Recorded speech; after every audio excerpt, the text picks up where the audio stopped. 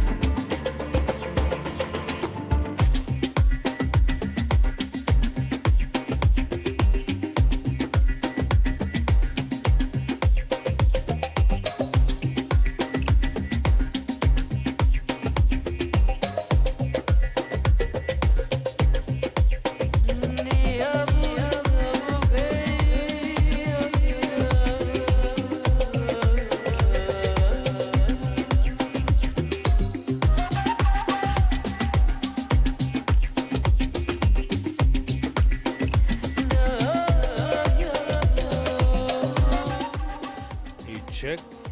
Check 1, 2.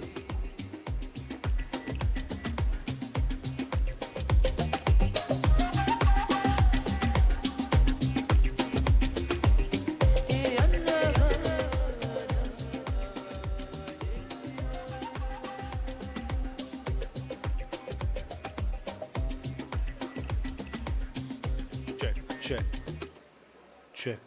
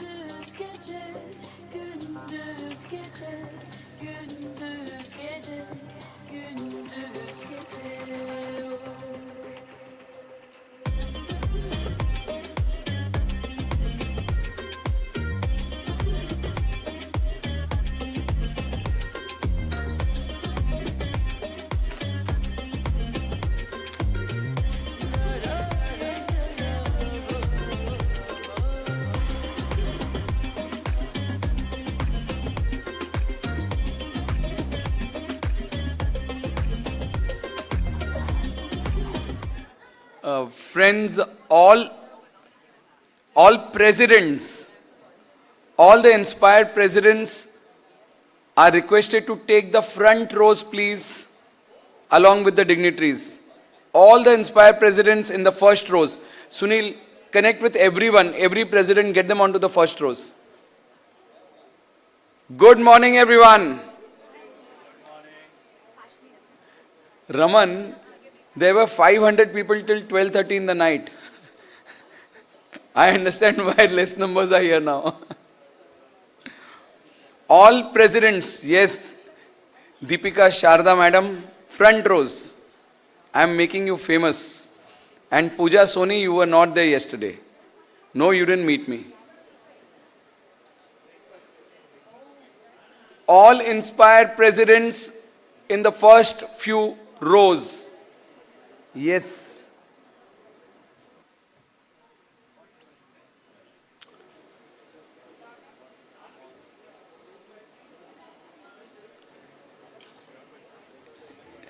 And all the inspired presidents who are sitting in the first few rows are sitting at your own risk.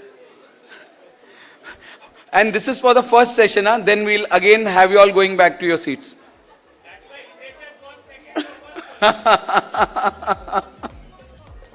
You want permanent seat? Permanent seat यहाँ पे है. First few rows in the sofa area. All presidents. For the first 30 minutes only.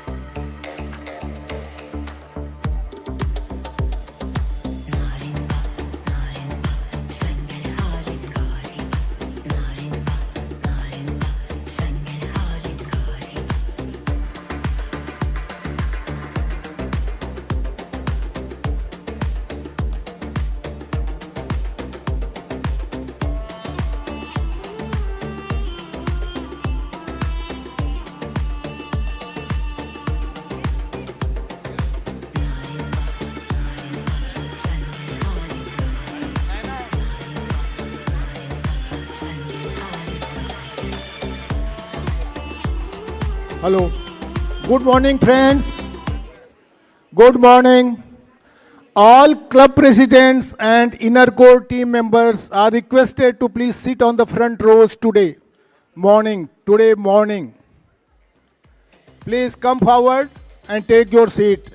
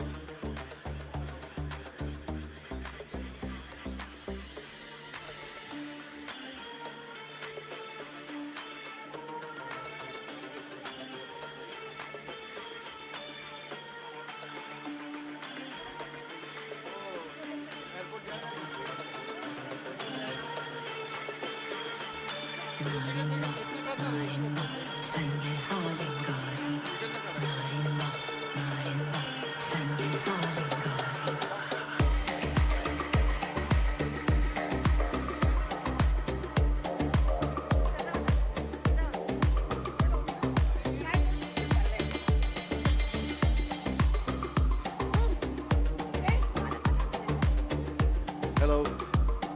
Hello.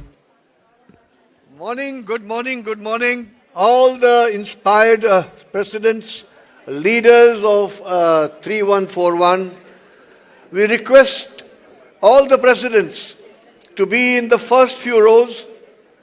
We are going to drum in the next 6 months.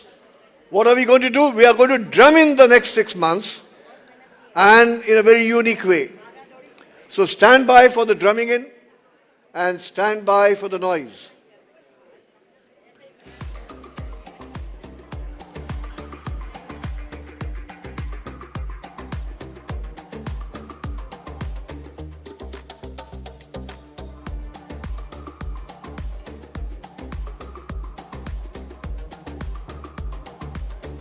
At this point, I would also like to make a mention.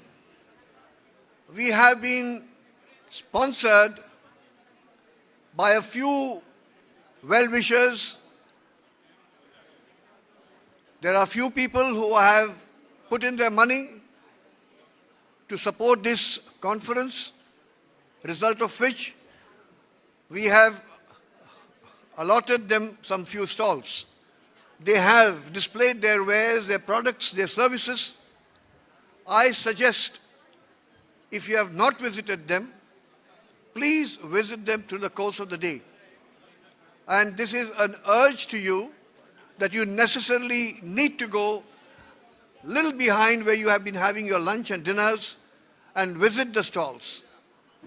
Sincere request to all my fellow Rotarians from 3141.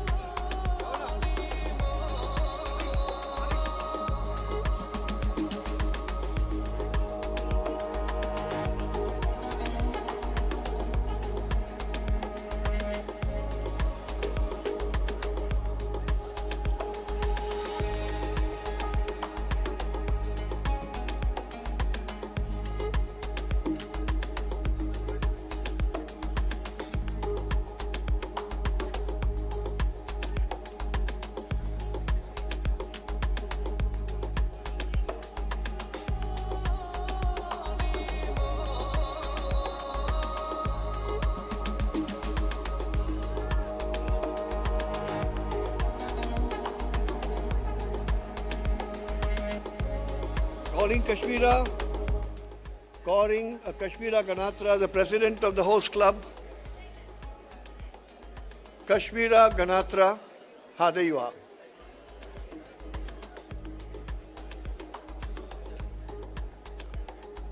Kashmira.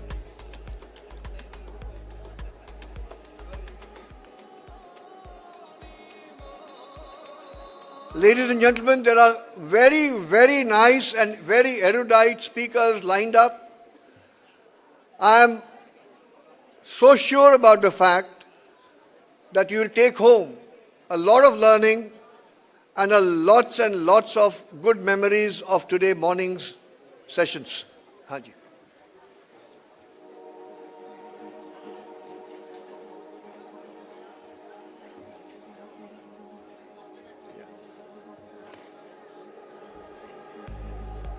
So friends, get settled. We are about to start something very unique by the presidents of this inspired year. There is one more thing which I need to announce. On my right is a pink auto. On my right is the pink auto. Anybody, whosoever wants to take a picture can do so. But if 3 of you are sitting inside, there would be a charge of $100. Whosoever wants to display the picture on your social media that you are contributing to the women empowerment of Mumbai, do take a picture seated inside with the pink auto.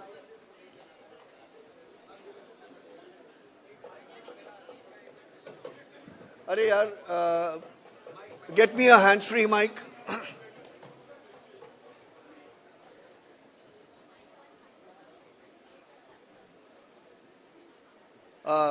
Manish. All inspired presidents. All the presidents, please come in the first few rows, or your targets are going to be doubled immediately. Neerav is over here. Neerav, please rise. Neerav says, otherwise you have to give $20,000 to annual fund from each club. Neerav, am I right? So they should come to the initial rows immediately, right? You want to appeal to them to come soon? It's $100 per photograph there, per person. So if 3 people sit, $300 to the annual fund. Jankar, you stand corrected. All the presidents. पैसा नहीं भरना है.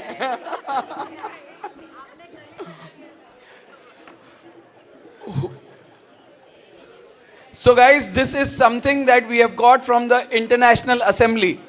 We want y'all to have some amazing time in the next 6 months also. You all are going to love it. Past director Ashok जी, आपको भी ये बजाना है और दिल से बजाना है. So ladies, So, are we replicating it here? This was the same thing we got at our assembly.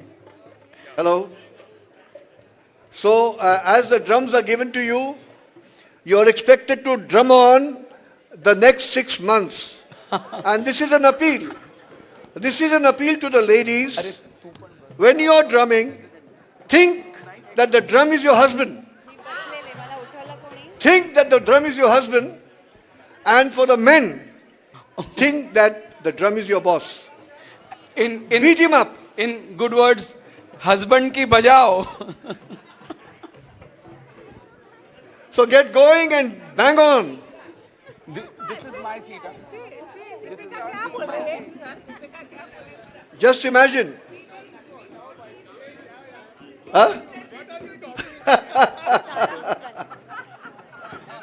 ये तो तोड़ ही देगी. Hi, good morning. Please join. Please.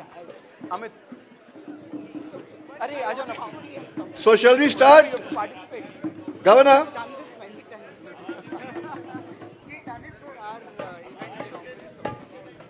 Welcome, Lakshmi. Welcome. Governor, shall we start? distributed all the Okay, drums. okay. We give them 5 minutes. Okay. So are you going All- to give some cue? All those who, Are you giving cue? कैसे बजाना है? yeah, they are कैसे going to, बजाना है? आप क्यों दोगे ना? they are going You'll to come on the stage. Jankar, they are going to conduct it. He's going to conduct. Yes, yes. Yeah. The RFE team can come ahead, please.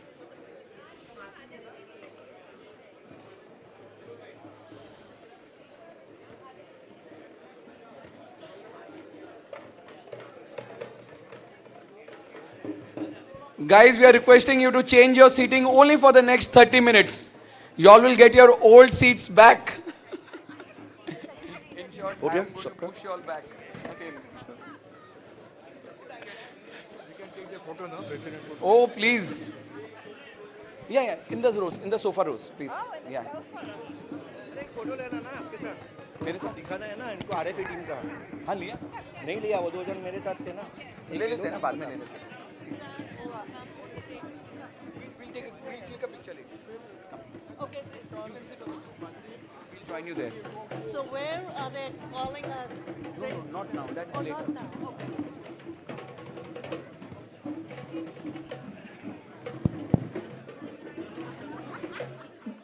Amit, I didn't tell you to go back. I told you to accommodate her with you.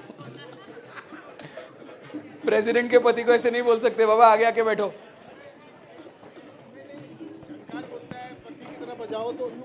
बोल दे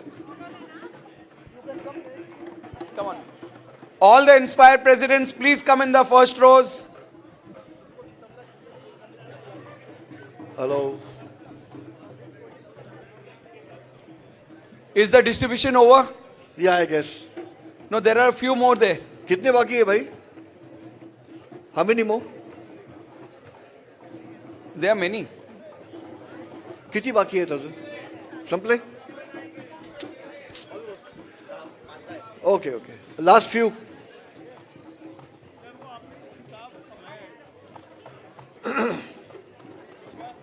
where is your drum you all have no why no everyone keep it no you got one you got Mila? How about you I don't have. one more here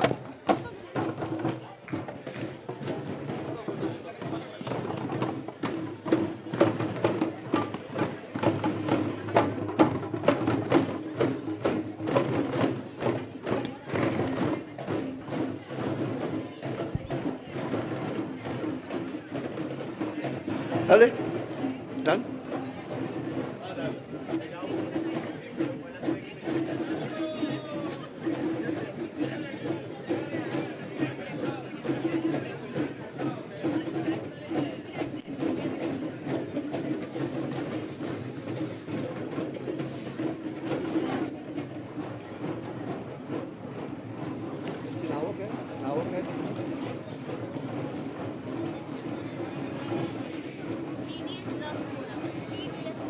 PDS drum.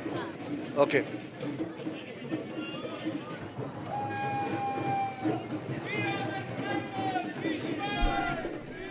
So please welcome the PDS drummers. Please welcome the PDS drummers. check this check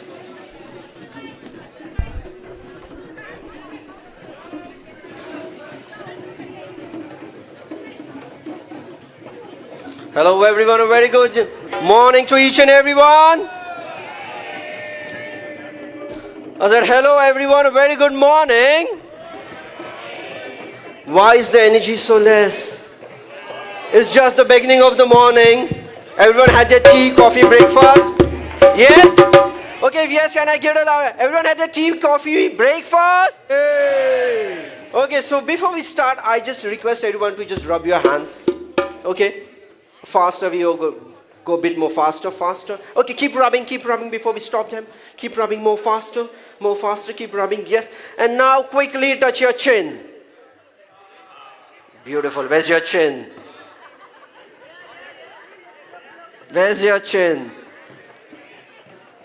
so who got it right who got it wrong most of them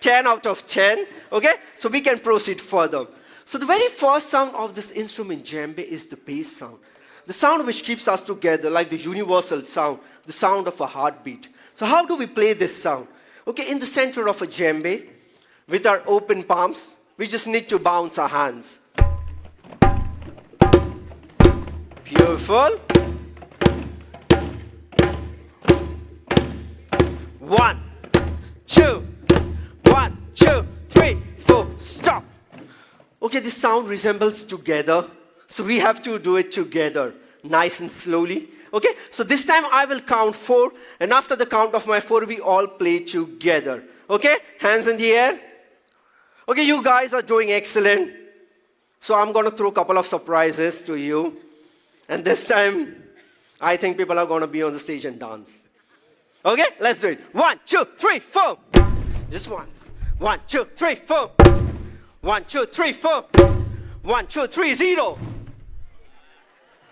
Now who was? Everyone? Trial round? Trial round?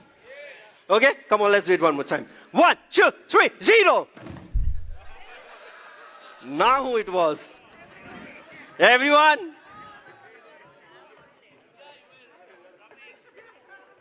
Okay, come on, let's do it one more time, okay? 1, 2, 3, 4. 1, 2, 3, 4. 1, 2, 3, 4. 1, 2, 3, 4. 1, 2, 3, 4. Now I can see ladies and gentlemen are stopping their hair in the air. Literally. Not going all the way till the drum. Let's do it one more time. 1, 2, 3, 4. 1, 2, 3, 4. 1, 2, 3, 4.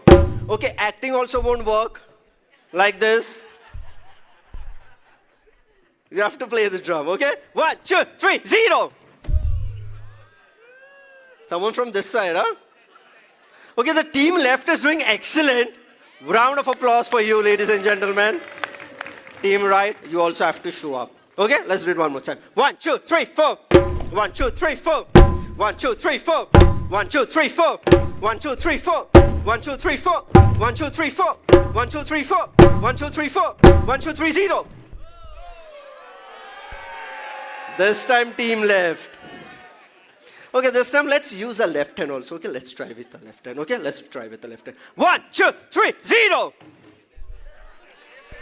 Okay, now what I feel is the influence is shifting slowly from right to left. Okay, let's do it one more time. 1, 2, 3, 4. 1, 2, 3, 4. 1, 2, 3, 4. 1, 2, 3, 4. 1, 2, 3, 4. 1, 2, 3, 4. 1, 2, 3, 4. 1, 2, 3, 0. Left, team left. Okay, this time we alternate our hands. We do right, left. Okay? 1, 2, 3, 4. 1, 2, 3, 4. 1, 2, 3, 5. 1, 2, 3, 4. 1, 2, 3, 4. 1, 2, 3, 4. 1, 2, 3, 4. 1, 2, 3, 4. 1, 2, 3, 4. 1, 2, 3, 4. 1, 2, 3, 4. 1, 2, 3, 4. 1, 2, 3, 4. 1, 2, 3, 4. 1, 2, 3, 4. 4, 4, 4, 4, 4. Together, everybody. 1, 2, 3, 4.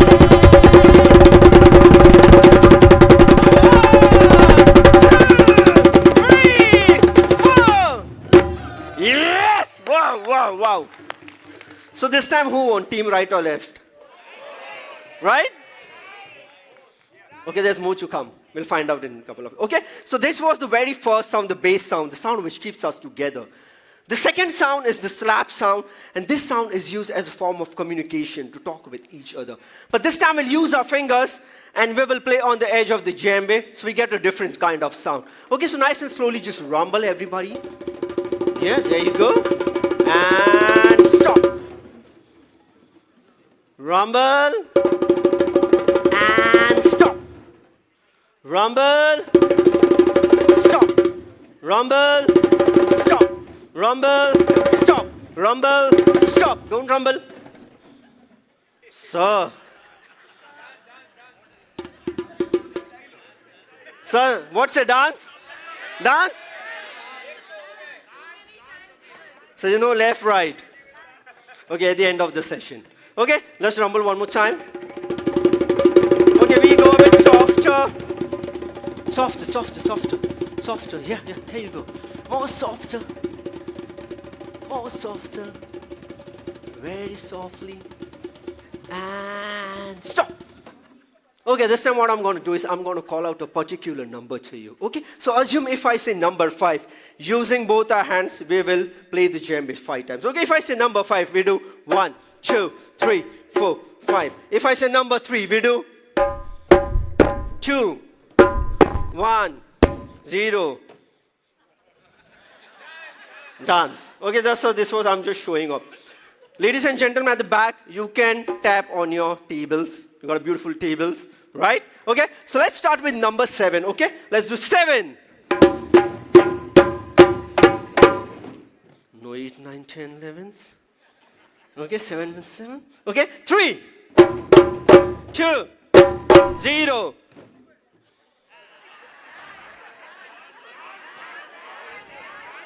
Dance. Yes, yes, sir is dancing. Okay, now I feel the front rows are only doing mistake being very close to me. So no, don't be afraid. We are here to have fun. Okay, this time let's do 10. Okay, 10.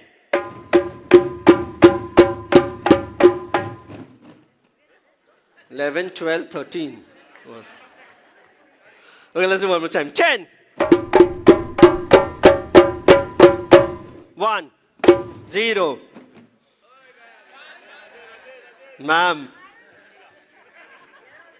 Okay, one last time into it. 1, 1, 1, 1, 1, 1, 1, 1, 1, 1, 1, 1, 1, 1, 1, 1, 1, 1, 1, 1, 1, 1, 1, 1, 1, 1, 1, 1, 1, 1, 1, 1, and rumble for one last time. 1, 2, 3, 4. Yes! Wow! Okay, now hands have turned red or pink because this was just warm up. This was just warm up. Okay, so what we'll do next is we'll mix these two sounds and play a beautiful rhythm. Before that, let's do some African singing. Yes? Yes? Okay, everyone have to sing after me. Ready? Ready? Ready? Okay, there you go, everyone after me. Say yeah, yeah, yeah, yeah, yeah, yeah. Yeah, yeah, yeah, yeah, yeah, yeah. You yaka yumba ye. Yaka yaka yumba ye. With claps. You yaka yumba ye. Louder. Yaka yaka yumba ye. Yaka yaka yumba ye. You yaka yumba ye. Yaka yaka yumba ye. Hey, yaka yaka yumba ye. You yaka yumba ye. Yaka yaka yumba ye. Yaka yaka yumba ye. Yaka ye. Yumba ye. Yaka yumba. Yaka yumba. Yaka. Hey. Yaka. Hey. Hey. Hey. Hey. Okay, now everyone be ready with your drums. We play.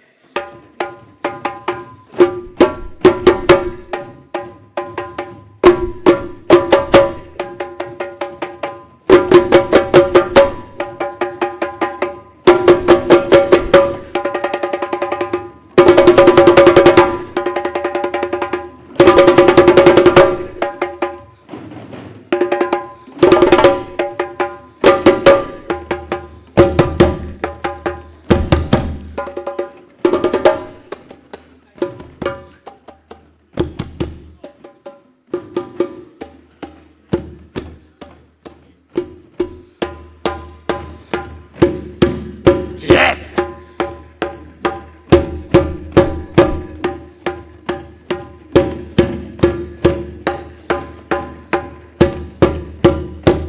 Ready?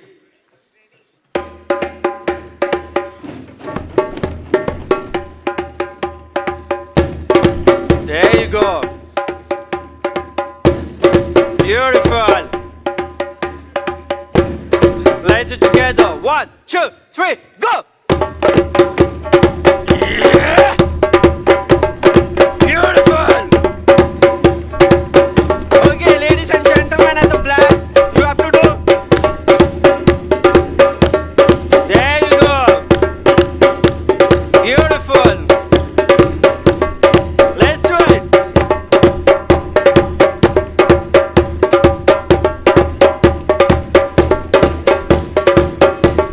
Okay, you guys are playing beautifully. I can hear a lot of sound from here.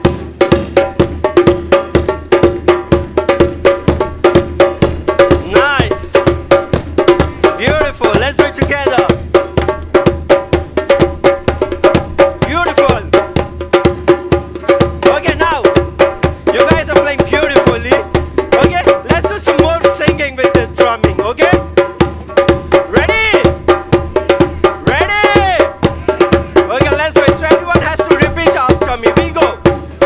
Hey la la, hey la la. Hey la la, hey la la. Hey la la, wo yo. Louder. Hey la la, wo yo. Hey la la, hey la la. Hey la la, wo yo. Hey la la, wo yo. Hey la la, wo yo. 1, 2, 3, go. Yeah. Let's sing it one more time. Hey la la, hey la la. Hey la la, hey la la. Louder, louder.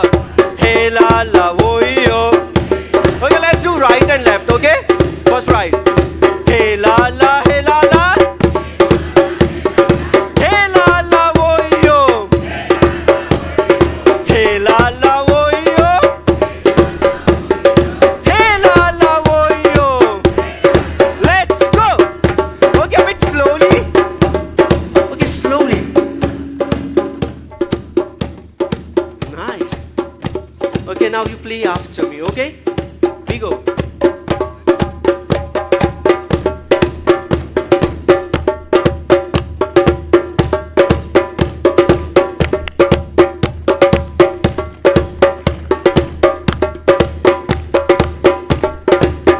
Louder. And now.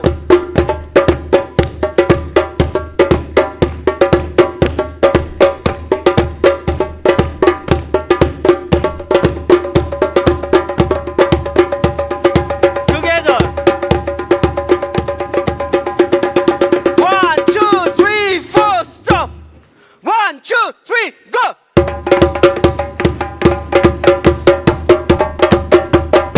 Yeah. Okay, let's sing it one last time. Hey la la, hey la la. Hey la la, hey la la. Faster. Hey la la, wo yo. Hey la la, wo yo. Hey la la, wo yo. Hey la la, wo yo. One last time, you make some noise. 1, 2, 3, 4. Yes! Wow! Thank you, ladies and gentlemen, for the beautiful energy. A round of applause for everyone. Okay, you guys had fun? Okay, so we end up in West African style. Okay, so when I say wasa wasa, you guys say aye. That means, did you had fun? Okay, wasa wasa! Wasa wasa! Wasa wasa! Thank you very much. With this, I take your leave. I was Bhavish. Thank you very much. Have a great day ahead. Thank you. Thank you.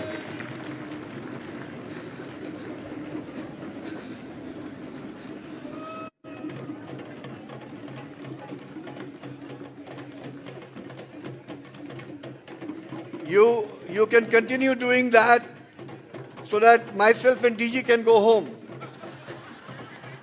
The whole day long you can keep drumming and both of us can go home and say goodbye to you. It's such a relief. But anyway, I'm sure, be very honest, ladies, when you were drumming, be very, very honest. Whom did you imagine? Whom did you imagine? Be honest about it. You are sworn to the four-way test. Is it the truth? Remember that. And boys, when you were drumming, whom did you imagine? Anyway, District Governor, may I please welcome you on the stage? You have a job to do, sir. Come. And what a way to start the beginning of the second day. Honestly speaking, a lovely way to energize yourself and a beautiful way to drum your new 6 months to go. Thank you. Go ahead, sir. Yeah.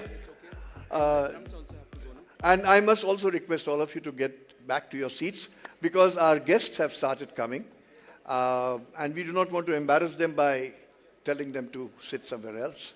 Thank you so very much for your lovely cooperation. Yeah, a couple of rows we'll keep it. Yeah, thank you. And can we have this taken off event?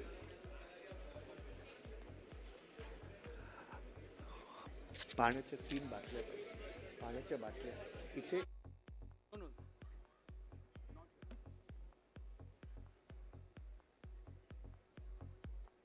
Thank you very much.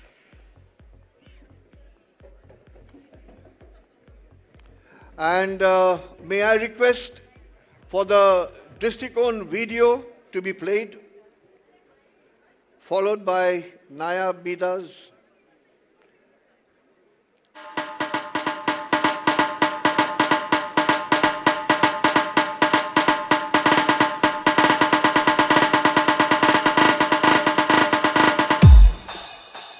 You're not missing anything.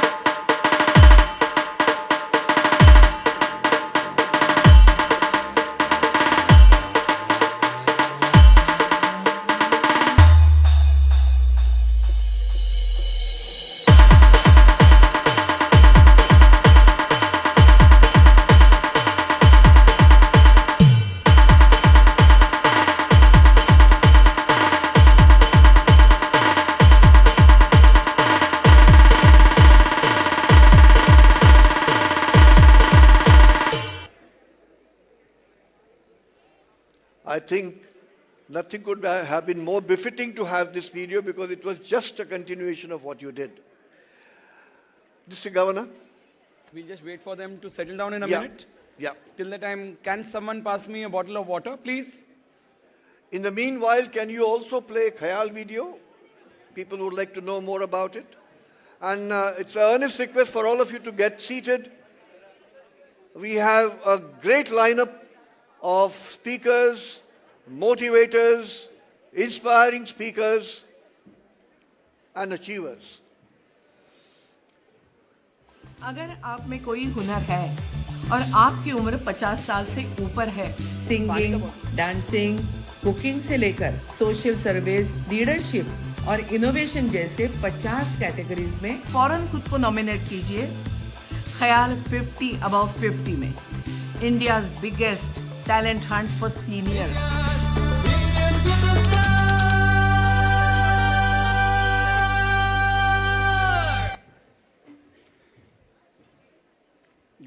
Guys, are you all aware that with Khayal is Jankar, an app for senior citizens. Yeah. And Khayal, anyone from Khayal over here? Anybody from Khayal? Anyone from Khayal? Please raise your hands. Guys, do visit their stalls. They are coming up with a brilliant event for the senior citizens. Every club can participate. We want at least 1,500 senior citizens together when we organize a sports event for the senior citizens in the month of April. The count should not be less than 1,500. If it goes to 3,000, it's okay.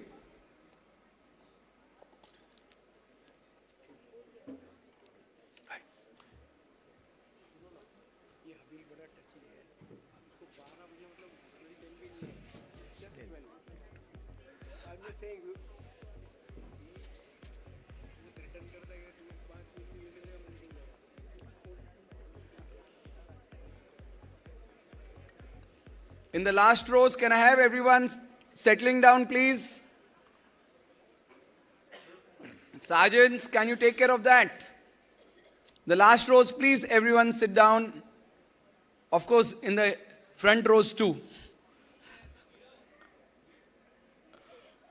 Sergeants, please take care of that. Can you give Firozji a seat there? Thank you, Nirav. Hello, hello, hello. Thank you, Shruti.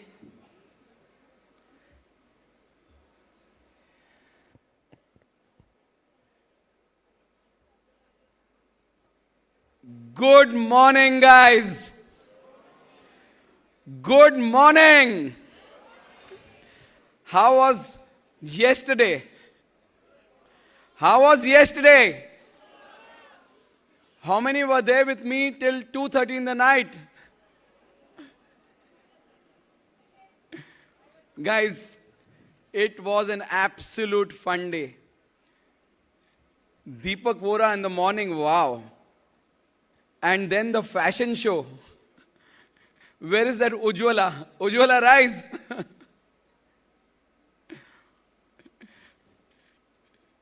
So friends, very good morning.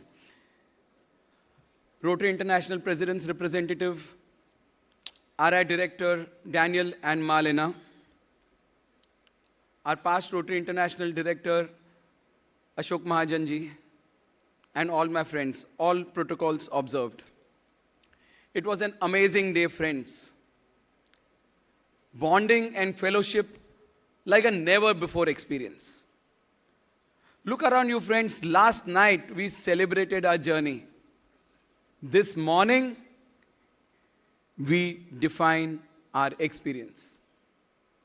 Yesterday was about the how, the mechanics, and the finance, and the lovely stories. The way Pratik Gandhi spoke yesterday, I think so it was amazing. Every question that he answered was just brilliant. But friends, today is about the what, the vision that stays along long after this room is empty. Friends, as we start, I want to address one question that I get to ask in every OCV, in every installation.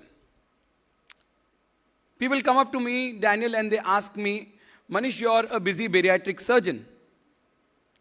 Then how come you find time for all this? And every club, I feel this is the question that I have been asked.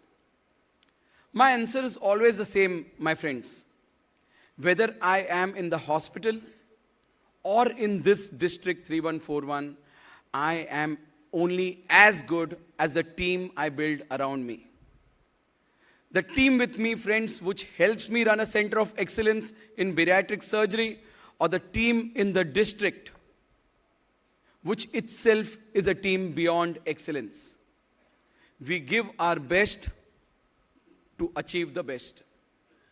Friends, this conference wasn't built by a committee. It was built by people who didn't sleep. To Ashok Mahajanji, thank you so much for your guidance that kept us going on the right path. When this DISCON was just a blueprint, my friends, Sandeep Agarwala, Shashi Kumar Sharma, Sunil Mehra laid a very strong foundation. Friends, Jankar Gadkari then took it up from there. Jankar, thank you so much for all what you have done. Amazing, amazing. It's just brilliant. He has been the architect of what all you see today. And then Sunil Harival showed up. And you know what true commitment that person has shown. It's the height of sincerity that you see from this lovely person, Sunil Harival. Sunil, where are you? Sunil, where are you? He would be still working somewhere. Yeah, there he is. And friends, then in the trenches, it's all about our effort. Our convener, J. Ganesh, the sheer energy that you put in every detail is why we all are over here. Then Arvind Gadia, How many of you all know how good Arvind Gadia is in negotiations? Today, if we've been able to give you what we are giving, it is only because of this person, Arvind Gadia. And then someone who stands rock solid behind me. Rock solid behind me in anything and everything that I do. Friends, don't you feel KKG deserves a huge round of applause? KKG, please khade rahiye. Guys, did you see the glamour quotient yesterday? Yes, I couldn't get too many lady actresses. But whether it was Pratik Gandhi, whether it was Mayur Puri, whether it was Anand Mahadevan, one person who facilitated everything was Hirachand Dand. I couldn't thank him enough for the amazing work he has done to get all these people together for the panel yesterday. Is Hirachand ji with us today? But Rotary Club of Mumbai Ghatkopar, please convey my love and regards to Hirachand ji. And friends, then Kishore Parikh. Kishore Parikh, the way he has managed registrations, the way he has managed accounts, Saurabh Sonawala, the technical wizard, Vijay Lazarus, the way he has pulled off the unbelievable, and Unni Krishnan, he has been the backbone and our grassroots support. And to my inner core members, to all my inner core members, Monica Grover, Deepak Chaudhary, Bhagwan Patil, Kandarp Khandwala, Ravi Jaswani, Saurabh Sonawala, and to lead the gang, KK Chaudhary. Of course, Kishore Parikh also over there. Friends, these people were lovely. And to the aides, the logistic team, the hotel teams, and Shilpi Mehra. Shilpi, what a great support you were. Thank you so much. You all made it look so professional. And then comes, friends, my home base. My team, my club president, Kashmira. Where are you, Kashmira? Where are you? Kashmira. Friends, and there Kashmira. Live wire solution for every problem. And then what we can say about her is efforts, and more efforts. And keep doing that kind of work, my friends. And to my club members who have stood rock solid, guys, you are my strength. Thank you so much. Friends, on a personal note, 180 days, I and my team have been chasing the goals for the district. I could only do that, friends, because I was given a free hand. I was given a support from my home, my wife, my daughter. I would like you all to please rise and get recognized. Mehak and Tanya, please rise.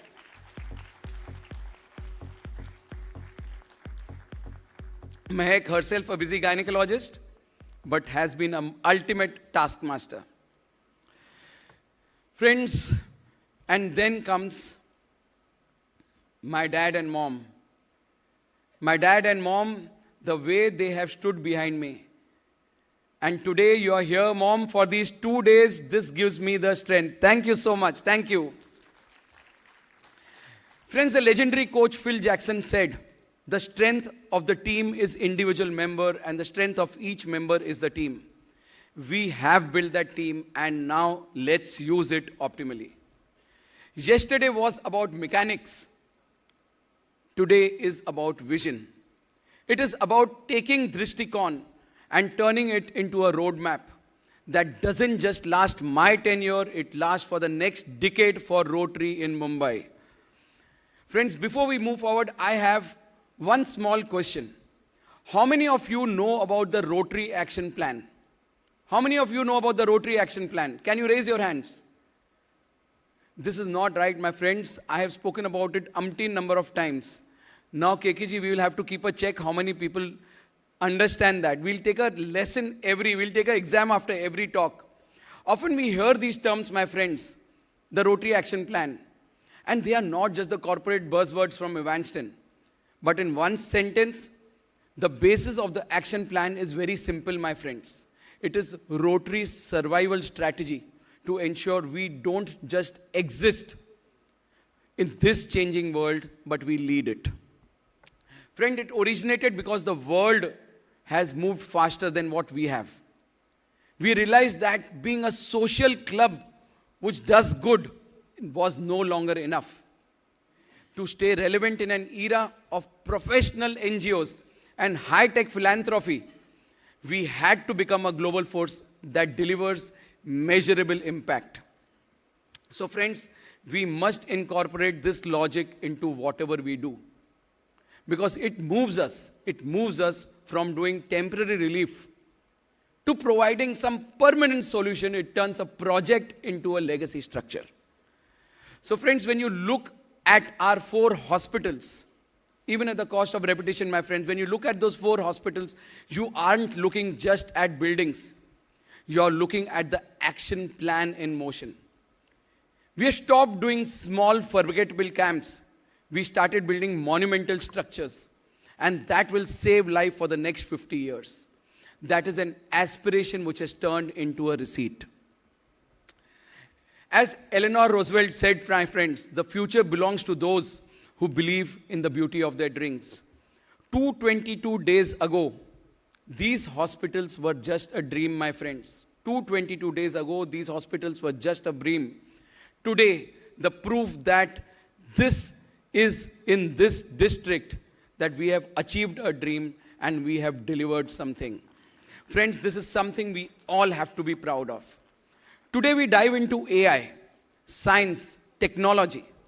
We explore nationalism and commitment by Anand Raghunathan. We might also have AI today, my friends. AI and something on city infrastructure. It is simple, friends. We need all these things. We need all these things. We need AI because innovation is the ability to see the change as an opportunity and not a threat.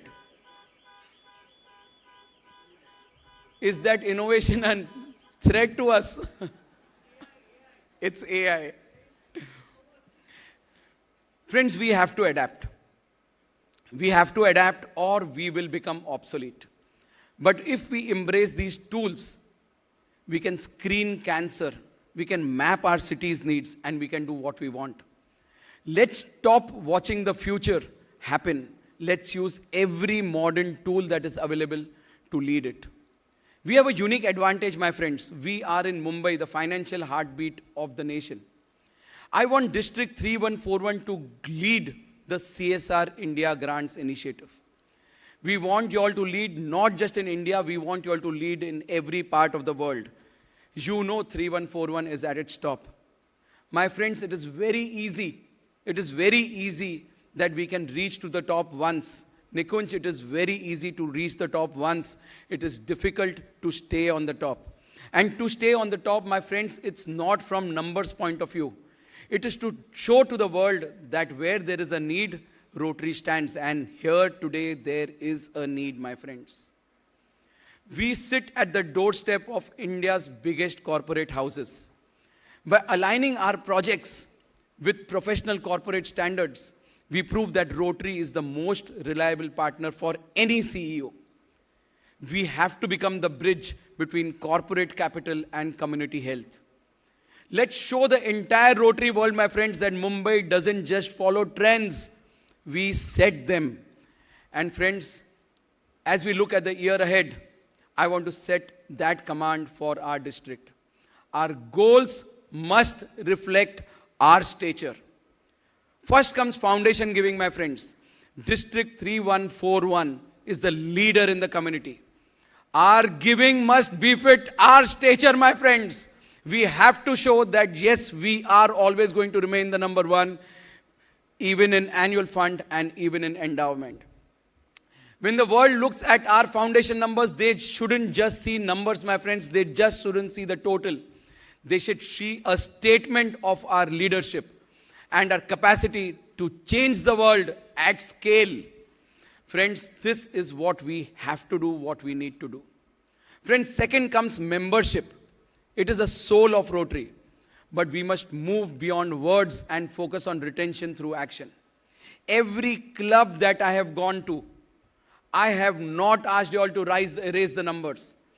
Any president of mine says that I have told you all to raise the numbers. No. You do at your wish, friends, but not a single member of my district should leave Rotary, and this is a responsibility of every Inspire president. You have to give the complete member team to your incoming presidents. Are you all going to do that for me, my friends? Every president has to see to it that every member is retained.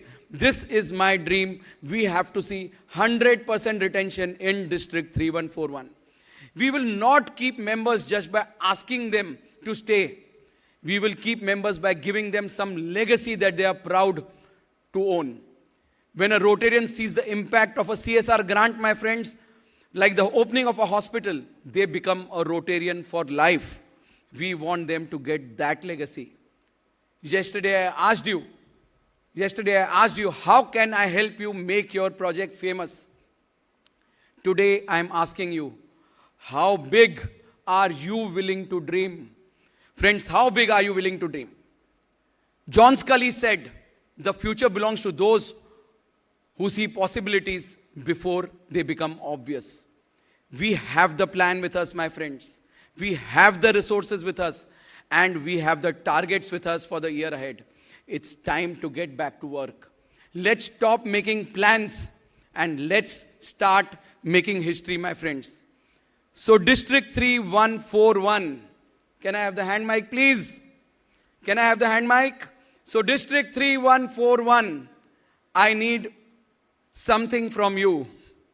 I need something from you, my friends, and I need you all to do it again with style. Friends, this is what we have done every now and then.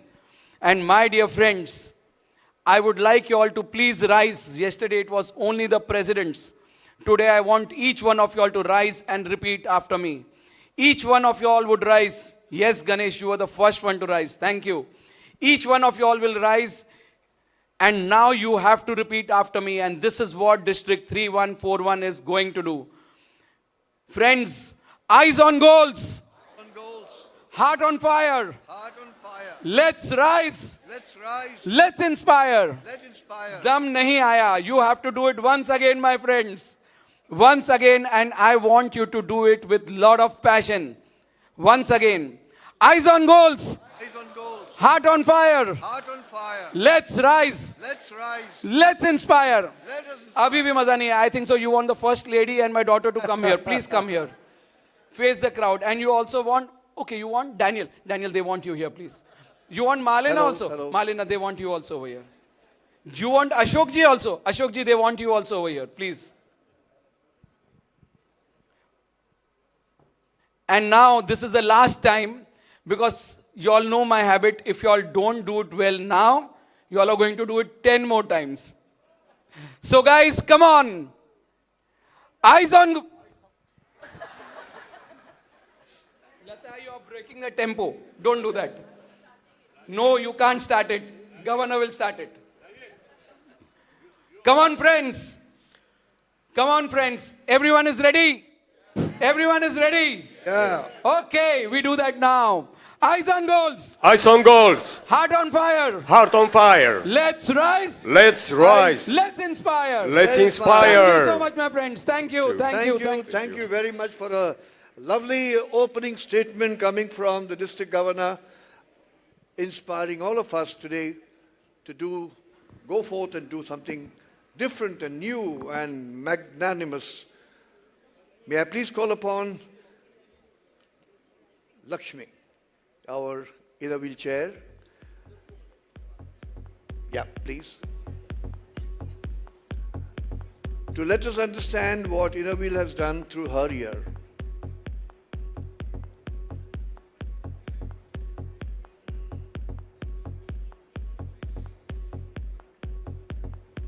Thank you, Lakshmi.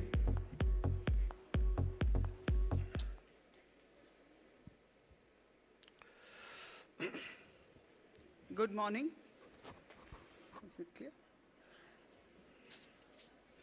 As I acknowledge all the distinguished members present here, my fellow Rotarians and my dear Inner Wheel members, thank you for this opportunity. In this fast-changing world, values like service, integrity, and compassion never go out of style. I think it always trends. Don't you agree? And that is what both Rotary and Innoveel does.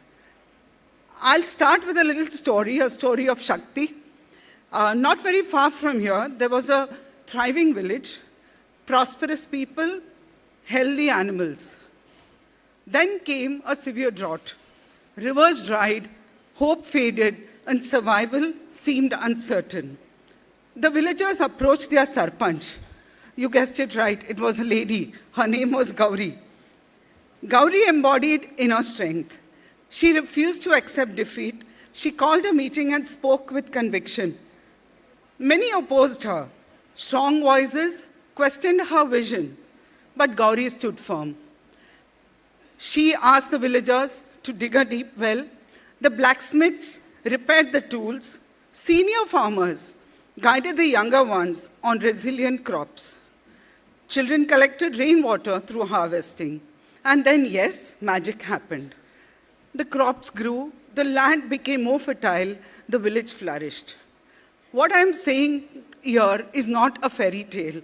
This is what we do as Rotary and Innoveel every single day. In Gauri, we see the leader who refuses to accept that problems are too big. The villagers are each one of us. We bring our unique strengths to this shared mission that we share. I stand before you as District Chairman of Innoveel District 314-25-26.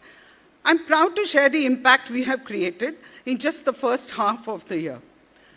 Today, 314, as we are called, District 314 stands 4,100 plus strong members across 79 clubs, and together we have done projects worth about 10.5 crores. The number does not seem very high, it's very modest in isolation, but as we look deeper, we realize that over 5 lakh lives have been touched. That is the real impact, that is service in action. Our focus area, I'll just run you through some of the work that we have done. It defines us. My theme for the year was Shakti, the inner strength. We believe that the strength of a nation lies in the dreams and dedication of its youth. Youth are not just leaders, but they are the change makers. Through educational support, establishing STEM labs, we have encouraged innovation, curiosity, and confidence. A strong focus on reduce, recycle, and reuse. Our unique project, Aranya Shakti, Learning Museum Living Garden at Navze Village, tree plantations, e-waste collection drives, and we have even set up an eco-friendly crematorium, reinforcing our belief that caring for the planet is no longer an option, it's a necessity. Under the global movement of Orange the World, we created awareness against violence towards women through self-defense workshops, legal awareness sessions, and impactful public campaigns. Aligned with this year's theme, empowering women has been the central to our work. We firmly believe that true progress lies in the hands of empowered women. Every child deserves a childhood free of fear and full of hope.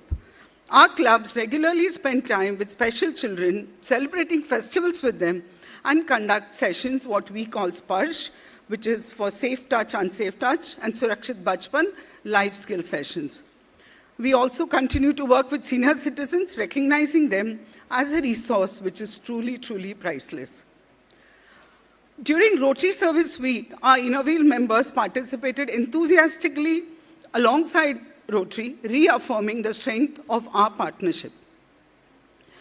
With the generous support of donors, some of you are in the hall, we successfully vaccinated over 1,000 girls, protecting them from cervical cancer and giving them healthier futures. Behind all this initiative stands a strong tribe of determined members who work consistently, and that is our greatest strength. Innoveel members, I want to hear a cheer from all of you here. Beyond our ongoing work, we also in our district do district coordinated projects. Some of our key initiatives this year, Vidya Shakti, in a world where advanced technology is the call of the day, many rural schools still lack basic scientific learning tools. Through Vidya Shakti, we established a science laboratory and 6 smart classrooms at Kewale High School, strengthening curiosity, inquiry, and learning through visual and digital aids. Ashray Shakti, every child carries a dream waiting to shine. At BJ Homes, we saw an organization that provides not just shelter, but roots and wings. The smiles on their faces remind us every day why service keeps calling us back. Jeevan Shakti, we continue our medical initiatives with a planned donation of 2 cardiac ambulances at the Thane Municipal Corporation, because we believe timely care saves lives. So when we serve together, we grow together.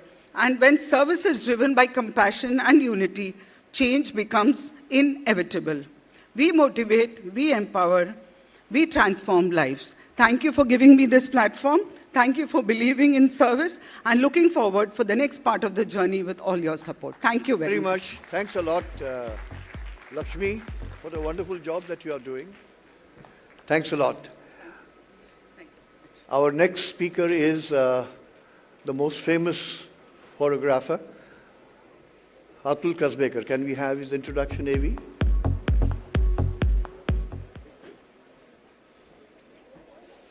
No, it's nothing for her. Can we have the AV, please? And can I have a couple of chairs here? It takes a split second to capture a moment, but a lifetime to build a legacy. A visionary who captures beauty through his lens and brings compelling stories to life on screen. For over 3 decades, Atul has been a defining force in Indian fashion photography. The creative genius behind the iconic Kingfisher calendar that launched countless careers. But his artistry doesn't stop there. As co-founder of Ellipsis Entertainment, he produced critically acclaimed films, including the national award-winning Nirja, Tumhari Sulu, and many more. From photographer to producer, from images to cinema, Atul is a true master of visual storytelling. Please join us in welcoming Atul Kasbekar.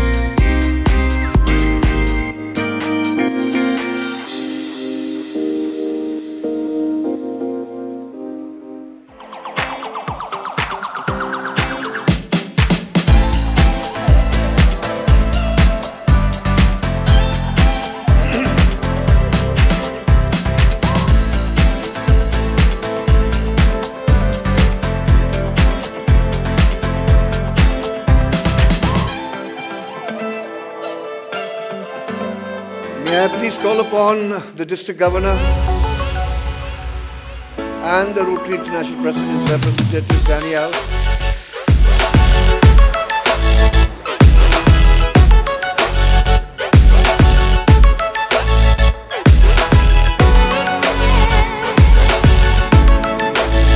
Atul Kasbekar. Atul Kasbekar.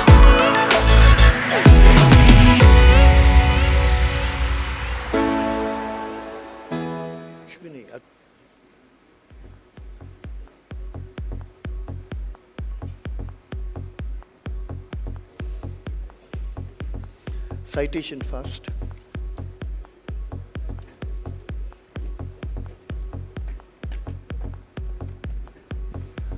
Go.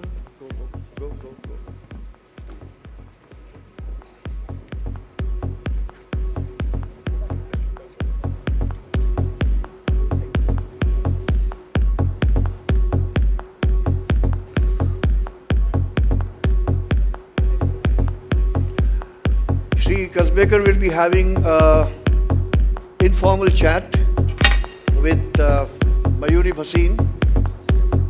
Friends, it is our pleasure to hand over the Vocational Excellence Award to Atul Kasbekar. Rotary International District 3141 confers the Vocational Excellence Award upon Sri Atul Kasbekar for your creative genius and for following your heart and believing in yourself.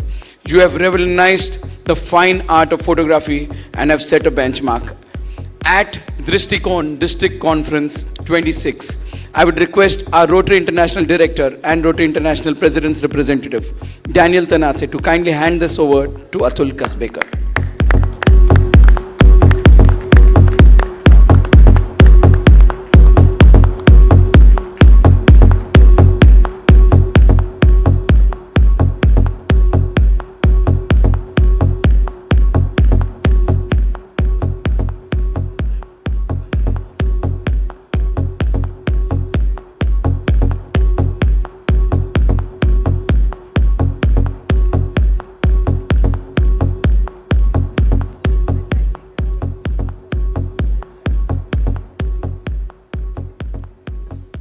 Mayuri, the floor is all yours to have a very short chat.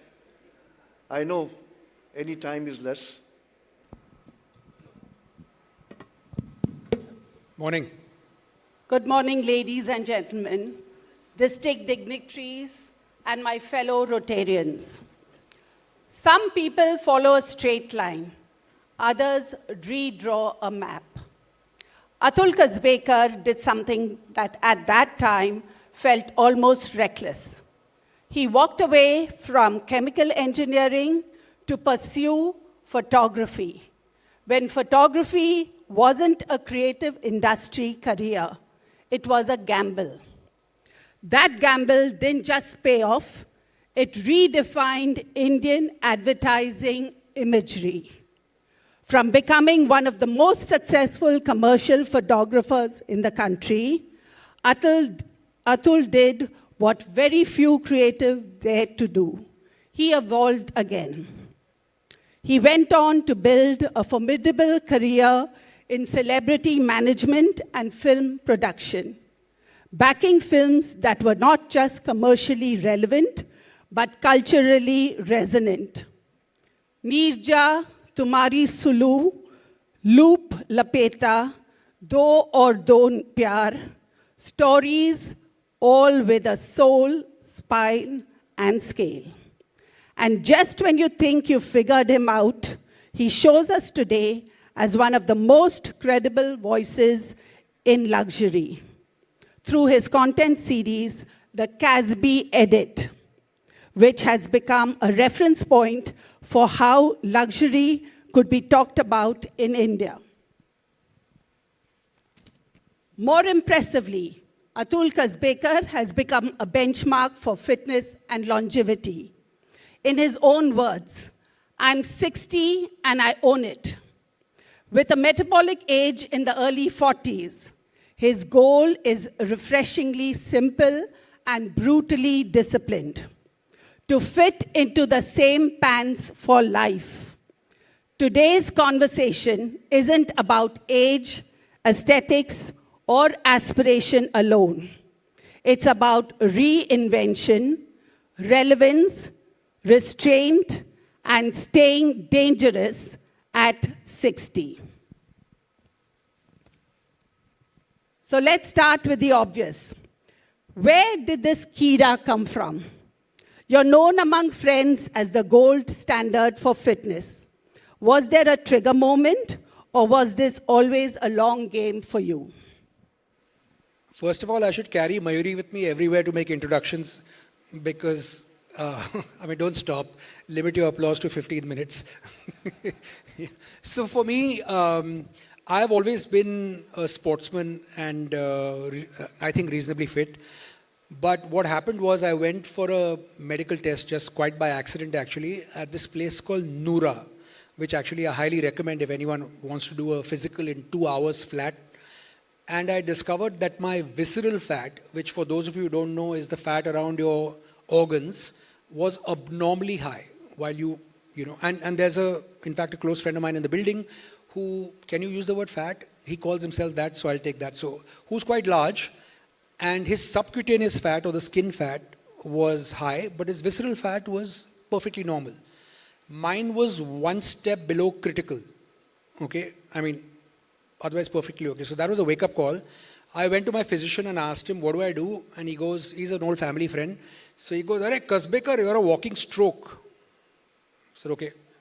So, and then I said, okay, what do I do? Then I took one look at him and his buttons were screaming, set me free, set me free. So I said, this guy can't really give me advice on this. So actually, so a lot of it really came from a lot of reading, and that really was a trigger. For what it's worth, 1 year later, I went back, and it's a shade above normal. It's almost, but my parameters were incredibly good. So that was actually the catalyst. Trigger moment. Kida. That's your trigger moment.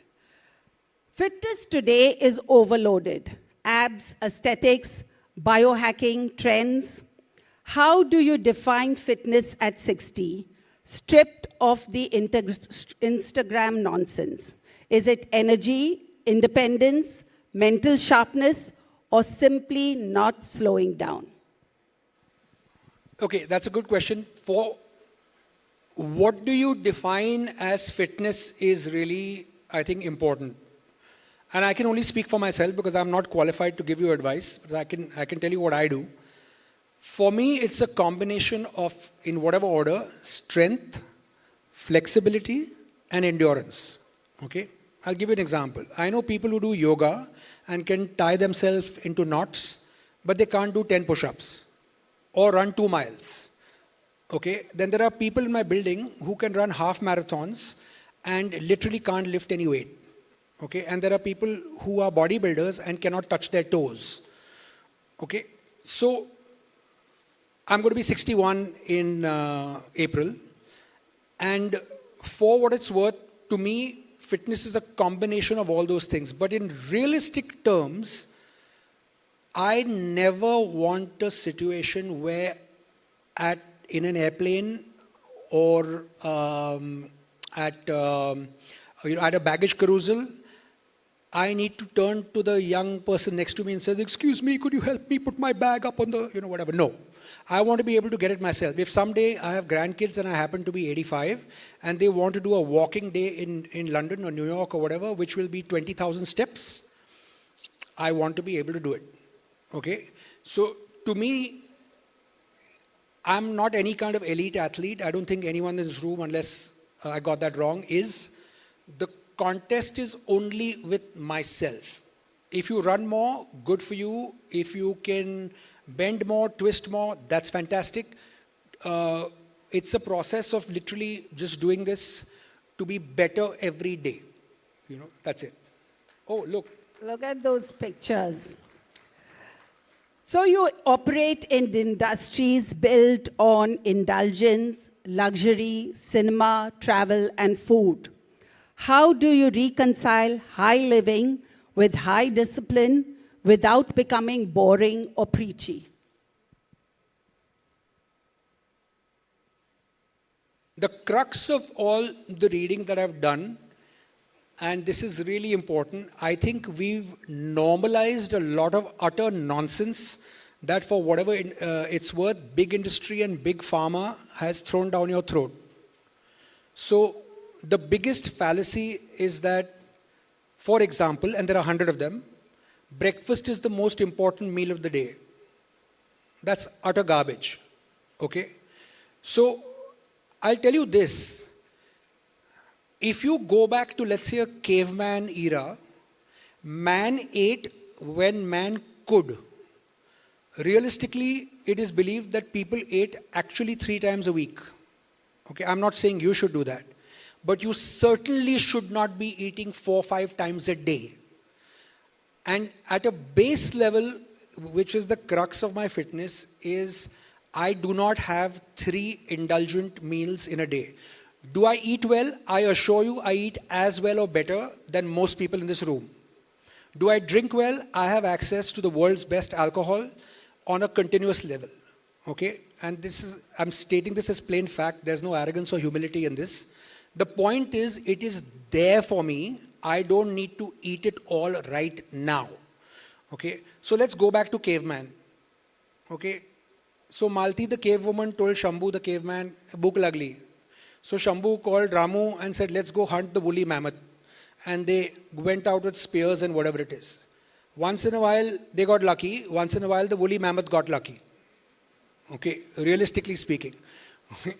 So most people actually didn't eat very much, and I find we feed ourselves far too much. So here's what happens. My personal theory is that your body has a different brain from your brain, okay? And it treats fat like a fixed deposit, for lack of a better example. It wants to store fat, because what if you don't feed it? So my personal process is to put your body in a state of perceived stress. I say perceived because your body is under no stress.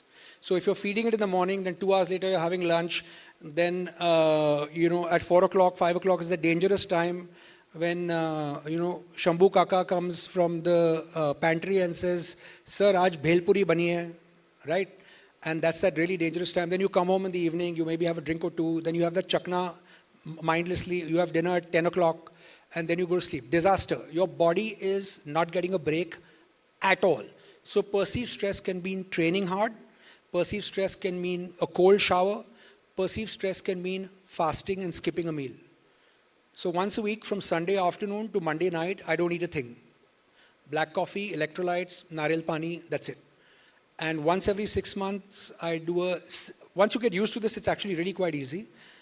I do a 72-hour fast every 6 months, which is again the same parameters. And it puts your body in a state of what's called autophagy, or is it autophagy, where your autoimmune system goes into a complete reset and repairs all the nonsense that's been going on in your system, reduces inflammation, all of the above. So I'm looking at Dr. Motwani's face, and a lot of doctors here, whether they agree or not, but that's worked for you, and I know it's worked for a few others. So if you had to boil it down to 5 non-negotiables that have moved the needle the most for you, what are they? Eat less. I'm almost always in a state of calorie deficit, which means that my metabolic rate is about 2100 as measured, which means I need 2100 calories a day to sustain. But I almost always stay in a state of 1600 calories or so, so minus 500 almost on a daily basis. What effectively happens is that your body works harder. It starts to think, bhai, itna hi khana milne wala hai, to jo kuch mila hai, usko choose do. You understand? So your metabolism effectively gets up there. So I've now dropped my metabolic age to between 43 and 44. The idea is by the end of this year, I either want to stay there or come closer to 40. Let's see. Ladies, do you all agree? One sec, you were saying other negotiables. I never have 3 bad meals a day. Do I have bad meals? Yes. So if I go to Shri Thakkar Bhojanalaya, which is a legendary thali place, I'll skip breakfast, I'll skip dinner. But I'll go to Thakkar Bhojanalaya and I'll eat properly. But I'm not going to have a big breakfast and go to Thakkar and then dabao at dinner at 12. Okay? Other non-negotiable is I train every day, 7 days a week. It might be a long walk, it might be a yoga session, it might be volleyball, it might be weight training. Okay? And last but not the least is I try and get at least half an hour of direct sunlight a day. Yeah, he's just finished a volleyball match and come. What are the biggest lies people tell themselves about fitness after 40? And what should people immediately stop doing if they want results that last? Okay, first of all, I think, and you've heard this before, I'm sure, it's about consistency. So are there days when I don't want to go and train? Of course there are. I'll go and I'll do something light, I'll, be mobile. So you have to tell yourself that every single day, whatever it is, even if it's a walk, I'm going to do something to honor my body. Okay? So, sorry, what is the question? I said, what should people immediately stop doing? Yeah, then I enjoy a good drink. I'm a very social person. I would recommend that if you are drinking, stop drinking cocktails because that's pure sugar for free. Okay. Third thing is, this is, there's, anyone speak Marathi here? Oh, wonderful. So there's a great saying that is fairly common, but I learned it from my grandfather, which says, Khain tar tupashi, nahi tar upashi. Okay, so literally translated, it is asli ghee se khayenge, nahi to nahi khayenge, correct? But I've extrapolated that where if you are going to eat garbage calories, make sure that they are world's best. Okay? And the truth is, very little is world's best. So you eat something, you have a bite, it's not that great.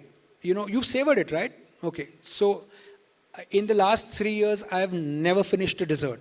Never. Period. So I'll have 1 tablespoon. If it's unbelievably good, I'll have a second one. And that has changed the texture of my palate. That has made me feel good. That has made sure that I'm not deprived. Okay? And last but not the least, and this I find true for a lot of my school friends, some of them who've been champion athletes, is you get to 30 and you say, yaar, itna sa pet theek hai, now I'm 30. You know, now I have 2 kids, this much is okay. Now I'm 45, bro, this much is okay. So you start normalizing your out of shapeness with this is now okay. You know what I mean? So my personal philosophy is too expensive to buy new clothes. So I want to fit into the same pants for the rest of my life.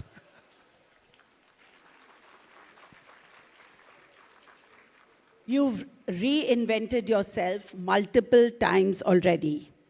What does the end goal look like, if at all? You know, you turn 60 and the previous generation, like one by one, it's like 4 weddings and a funeral time in your age, right? So, you know, the younger generation's getting married and the older generation's passing by and you're somewhere and you get aware of your own mortality all of a sudden. Otherwise, until a decade or so ago, you kind of think you're invincible. So,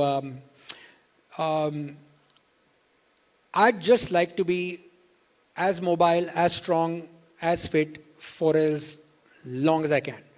And hopefully if I've done something right in my life, when it's time to go, I just want to not wake up in the morning. You know what I mean? I don't want to linger and that kind of thing. So you can't control all these things, but whatever it is that's in my hand, I'd like to, you know, be the master of.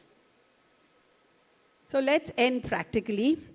If someone in their late 30s or 40s is watching this, overwhelmed and inconsistent, what's the simplest, no drama plan they can follow for the next 90 days? Not optimal, not extreme, just effective. Okay, so I'll give you a little pro tip. It's not like you're going to melt or anything, but I have 2 tablespoons of chia seeds which are soaked overnight. So when I wake up in the morning, I'll just tell you what my day is like, okay? I wake up in the morning, I have that chia seeds with very, very good quality haldi, half a lemon and hot water. That's the first thing that goes into my system. Then I go work out, I come back. My breakfast is a whey protein shake and 3 eggs, cooked any way I want. My lunch is, that's the only time I'll have a carbohydrate pretty much. So rice, dal, some meat, fish, whatever. That 5 o'clock dangerous time is whatever fresh vegetables like gajar, kakdi, whatever is chilled with some chaat masala and lemon. And I eat dinner by 7:30. I don't consume anything after that. My alcohol intake is restricted to straight spirits and maybe once a week, which I find works really well for me. And I train 7 days a week. If you want to get into better shape, the weighing scale is the lowest form, you know, in terms of a parameter for judgment. You can look at it. My weight is, if your weight is, let's say, 85 and you should be 75, you know you're overweight. But what I would recommend you do is you get a body composition done at on a really good machine. I've used the Tanita. Those are very good. So it will tell you essentially your body fat percentage and your muscle percentage. The idea is to drop your body fat and increase your lean muscle mass. And whatever you do, the end goal should be to work it towards that system. And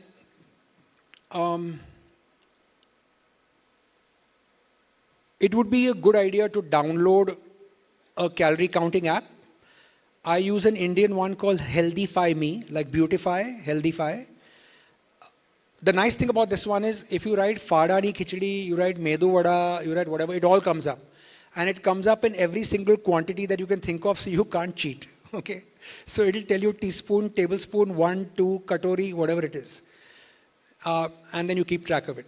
Just be in a calorie deficit and whatever. One last tip. As you get older, you lose muscle. The secret to longevity is to retain your muscle. You have to retain muscle. I cannot stress on this enough. You can weight train in a gym. You can do body weight exercises like calisthenics. You can do hardcore Ashtanga yoga. Not Alom Vilom. That's also very good. But that's not going to do anything for your muscles. Okay? Ashtanga yoga, calisthenics, or weight training. Those are your three choices. If you do not strength train in any form you want, you will wither. Okay? And that is an inevitability of life. I don't want to grow old. I don't want to grow old gracefully. I'd like to fight it every single day of my life. Okay? Simple as. So, Atul, you've proven that reinvention isn't a phase, it's a muscle. And like fitness, the moment you stop training it, you start losing it. Thank you for this very insightful conversation and for being with us this morning. Ladies and gentlemen, that was Atul Kazbekar. Thank you very much. Lovely to be here. Thank you. Enjoy your weekend. Much, Mr. Kazbekar. One thing which I have been practiced for the last so many years is not to lose the muscle. For the last 50 years, I have been doing my push-ups, and I have never stopped since. So I'm maintaining that. So I'm taking that as an advice. And thank you very much for gracing this. Can we, before you leave, have the lovely video of Kingfisher? Everybody is very eager every day to see the Kingfisher calendar, and you know why. Hello.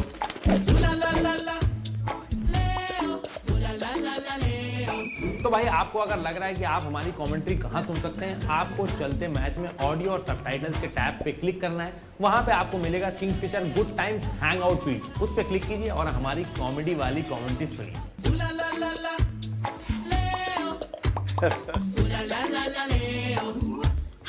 It was a little different.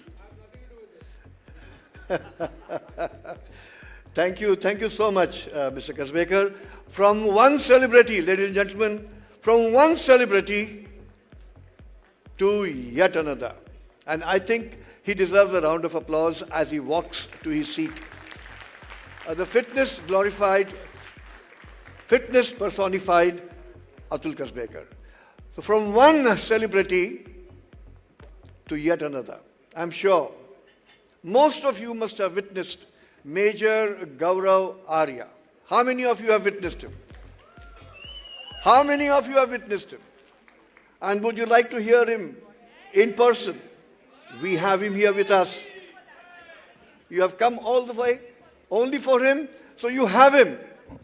Dristikon offers you one of the most celebrated political analysts, Major Gaurav Arya, retired. May I have his introduction? And may I please call upon We my believe in district duty, governor honor, and the country. district A representative. commitment that continues long after the uniform is How are you, retired. Our next Thank you speaker for is a coming. veteran who carries battlefield discipline into strategic thought. From the 17th Battalion of the Kumeon Regiment to global geopolitics, his journey reflects the sharp, versatile mind of a soldier. A major, MBA, and senior consulting editor, he is a strategist of rare grit. As founder of Chanakya Forum, he leads vital national security and geopolitical discourse. Known for his fearless analysis of India's strategic interests, he is a powerful voice on national and international platforms. A mentor, motivator, and warrior intellectual, please welcome Major Gaurav Arya.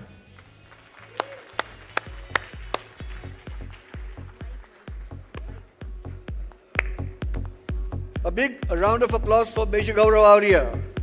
He has flown all the way from Delhi for all of us.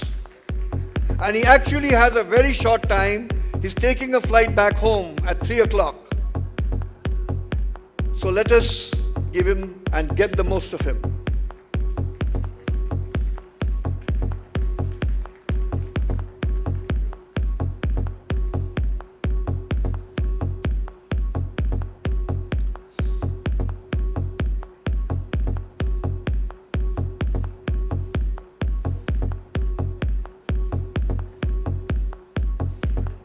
District Governor, can I take the pleasure of reading his citation? Can we go back to the citation slide?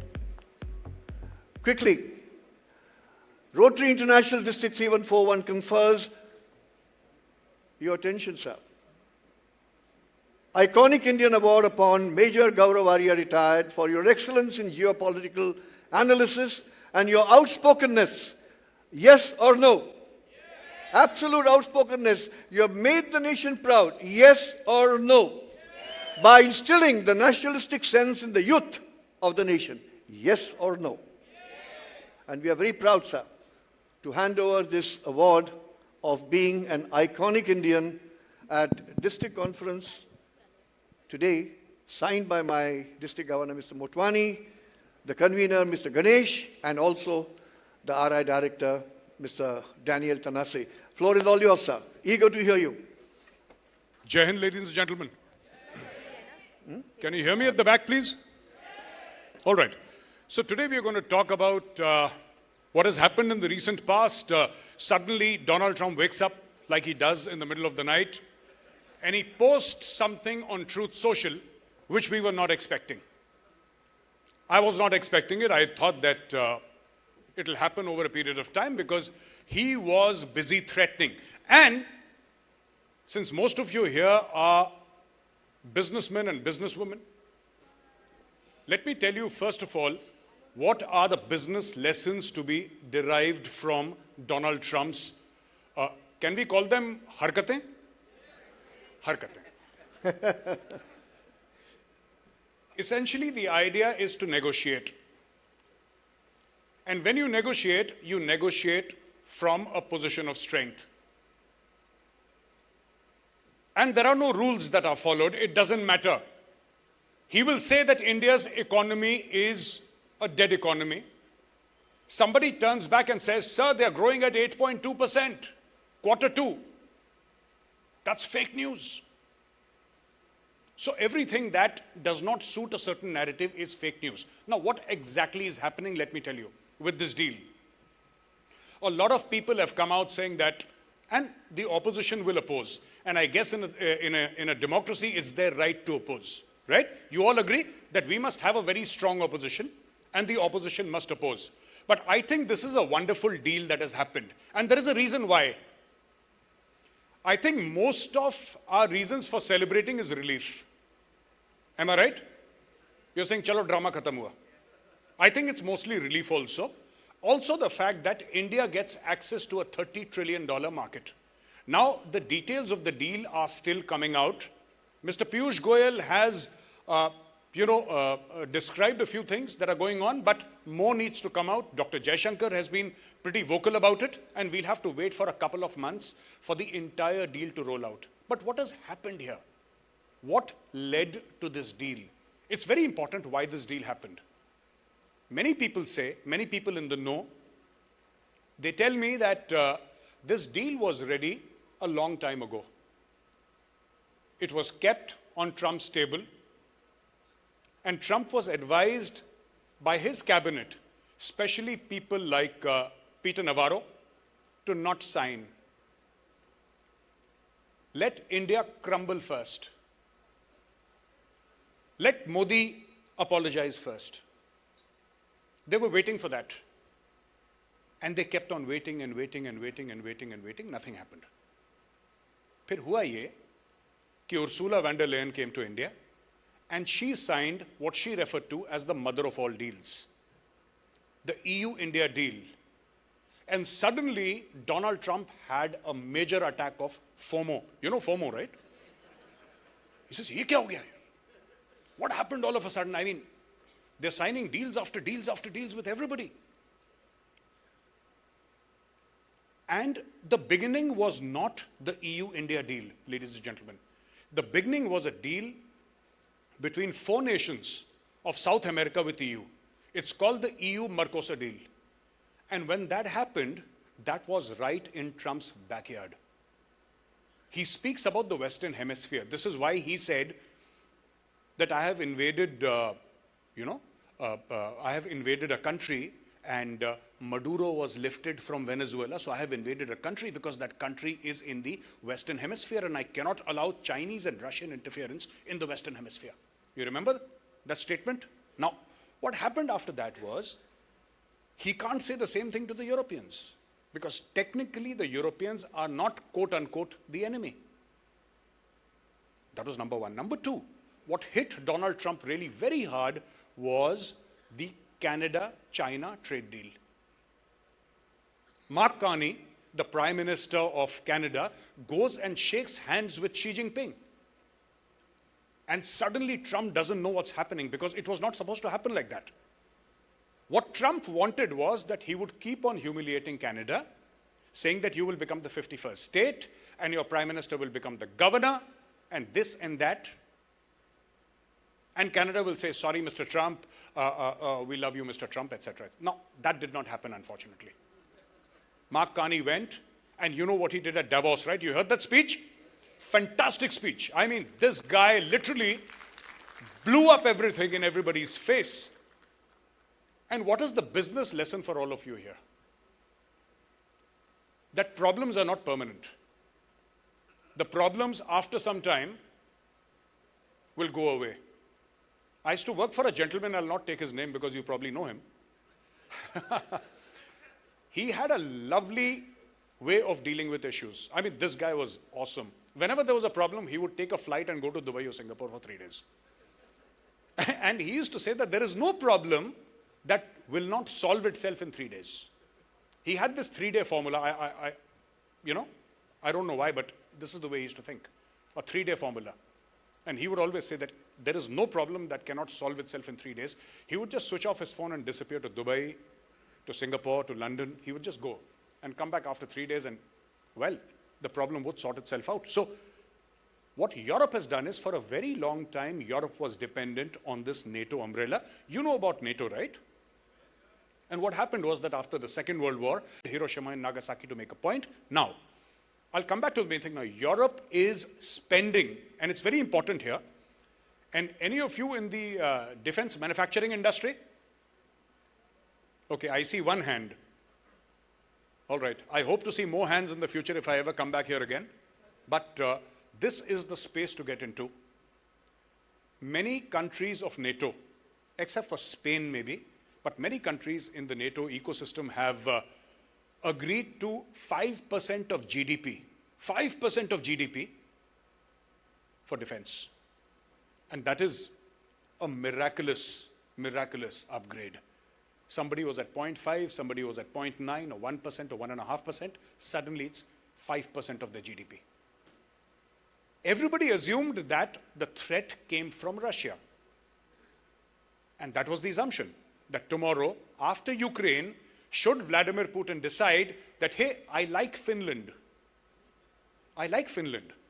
or I like Germany, who's there to stop Vladimir Putin? Because suddenly Donald Trump says that, don't depend upon me. When he said, don't depend upon me, the way people heard it was, hey, I'm not dependable. And the reason why is that he says, I keep on spending money, you guys don't spend money, and you have these lovely European cities, picture postcard perfect, everybody wants to live there, first world societies, rule of law, everything. And somehow he has this impression that it is all because America underwrites their defense. To some extent, he's not wrong. To some extent. But he said, you need to pay more for your own defense. आपकी सुरक्षा है, आपको खुद देखनी पड़ेगी. तो उन्होंने बोला, ठीक है साहब, देखते हैं. Another thing is that when they wanted to buy weapons, the Europeans, then they got a little confused. They don't know whom to buy weapons from. They make very good weapons. They make very high quality weapons in Europe. But the problem with European manufacturing is that it's not fast enough. You can't buy it from the Russians because, hey, you're trying to defend yourself from the Russians, right? It doesn't make sense to buy it from the Russians. It doesn't make sense to buy it from the Chinese. Who do you buy it from? The Americans. Well, Denmark, even Switzerland, and a couple of countries were not Switzerland, I think it was Denmark and Norway, and a couple of other countries had ordered the very famous F-35 stealth fighter jet, 5th generation fighter jet from the US. And now they are not so sure. They are not sure. So Trump is threatening them with tariffs. I'll put 100% tariff on you if you don't buy my plane. So he's sulking, right? But these countries say that we do not want to buy your fighter planes simply because we don't know, A, whether you'll supply them to us or not. You see, have you ever faced a problem in your business like this? You pay the money and the stuff doesn't turn up? So India paid for GE engines. All right? India paid for GE engines. India signed $1 billion deal for the F-404. You've all heard of the Tejas? Yeah? The F-404 powers the Tejas. Unfortunately, we make the Tejas, but the engine comes from a company called GE. And suddenly GE says, okay, every 3 months we'll send you one engine. It doesn't help us.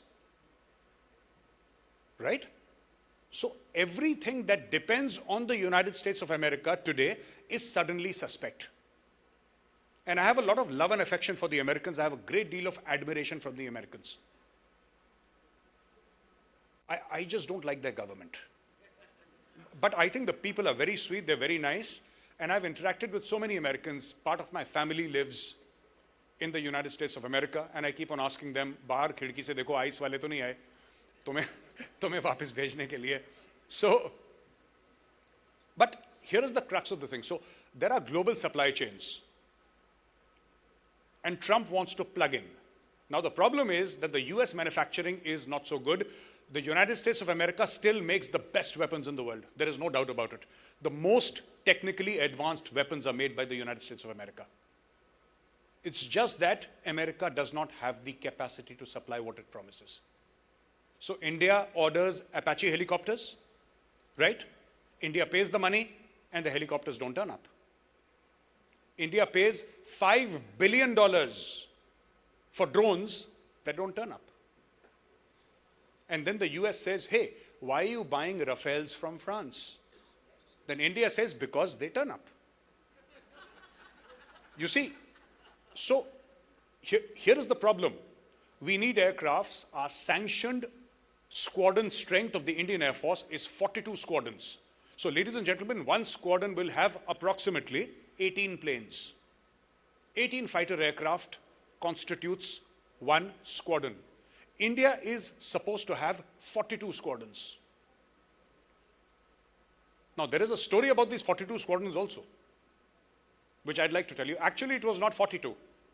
After the debacle in 1962 with the Chinese, the government set up a committee to figure out how many squadrons does the Indian Air Force need. And when they figured out how many squadrons the Indian Air Force needed, they said, hey, great. You know, it's 65 squadrons. And who at that point in time was the chairman of that committee? At that point in time, the person who actually advised that India or the Indian Air Force needs originally 65 squadrons, that was none other than the legendary J.R.D. Tata. The problem is that we did not heed his advice. Maybe there were financial compulsions, and that's all right. We were still a economy in its nascent stages, and that's what happened. So 65 became 55, became 45, and then we turned to 42. Today, we are many squadrons short. Coming back to the India-US deal. So what happened was that, you're aware of this, right? Donald Trump said that India will buy $500 billion worth of material from the United States of America. So what is this $500 billion figure? India is actually buying billions upon billions of dollars, literally $84 or $86 billion per year already. What they want India to do is, without transfer of technology, buy a whole lot of military equipment. And the US has been pushing for it every now and then. And India has bought transport aircraft. We bought the Apache, we bought the Chinook, we bought the M777 howitzer, which is a 155 mm howitzer which can be lifted by a Chinook, especially for mountainous regions or high altitude regions. Then what happened? America wants us to buy American fighter jets. The problem is that the jets aren't there. Rafael says, or Dassault Aviation is the company, and they say that, okay, you buy a certain number of planes from us, and we are happy to transfer technology to you. We're happy to do that, right? But at the same time, it's not 100%. Nobody transfers 100% technology. It's not done because they've spent billions upon billions of dollars creating that weapon platform, and they're not just about to hand it over to anybody. They won't do that. Even the aircraft that the Americans give to a country like Israel that is so close to the Americans, people say joined at the hip,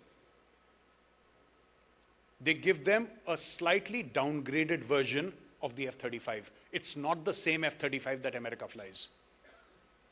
That is the problem. So, research and development, this is something that we all will have to do. And all of you are businessmen here, that's what I've been told. I have a request. I know it's not like flipping a switch, and nobody expects you to do it overnight, but over a period of time, I would request you, over a period of 5 years or 10 years, get over your dependence on China. It's very dangerous. China has taught America a very vital lesson. It can switch off rare earth, critical minerals, and magnets at its whim. And rare earth magnets are everything. They drive everything from your washing machine to your ballistic missiles. And the Chinese can switch it off. There are so many other things. You're dependent. You import stuff from China, you assemble it in India, you stamp it made in India. China knows all of that.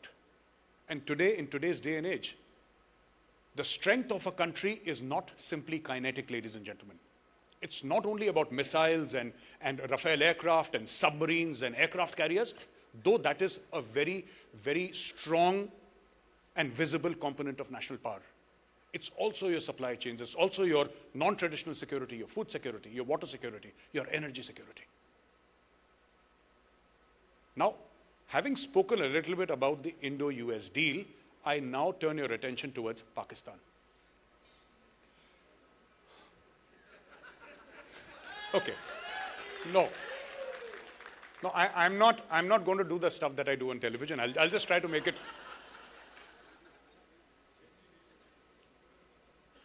When I see a lot of rich people in the room, I want to sound intellectual. So let me give it a shot. Okay. So here goes. Basically what is happening is that, Donald Trump has set up this Board of Peace. You're aware of the Board of Peace?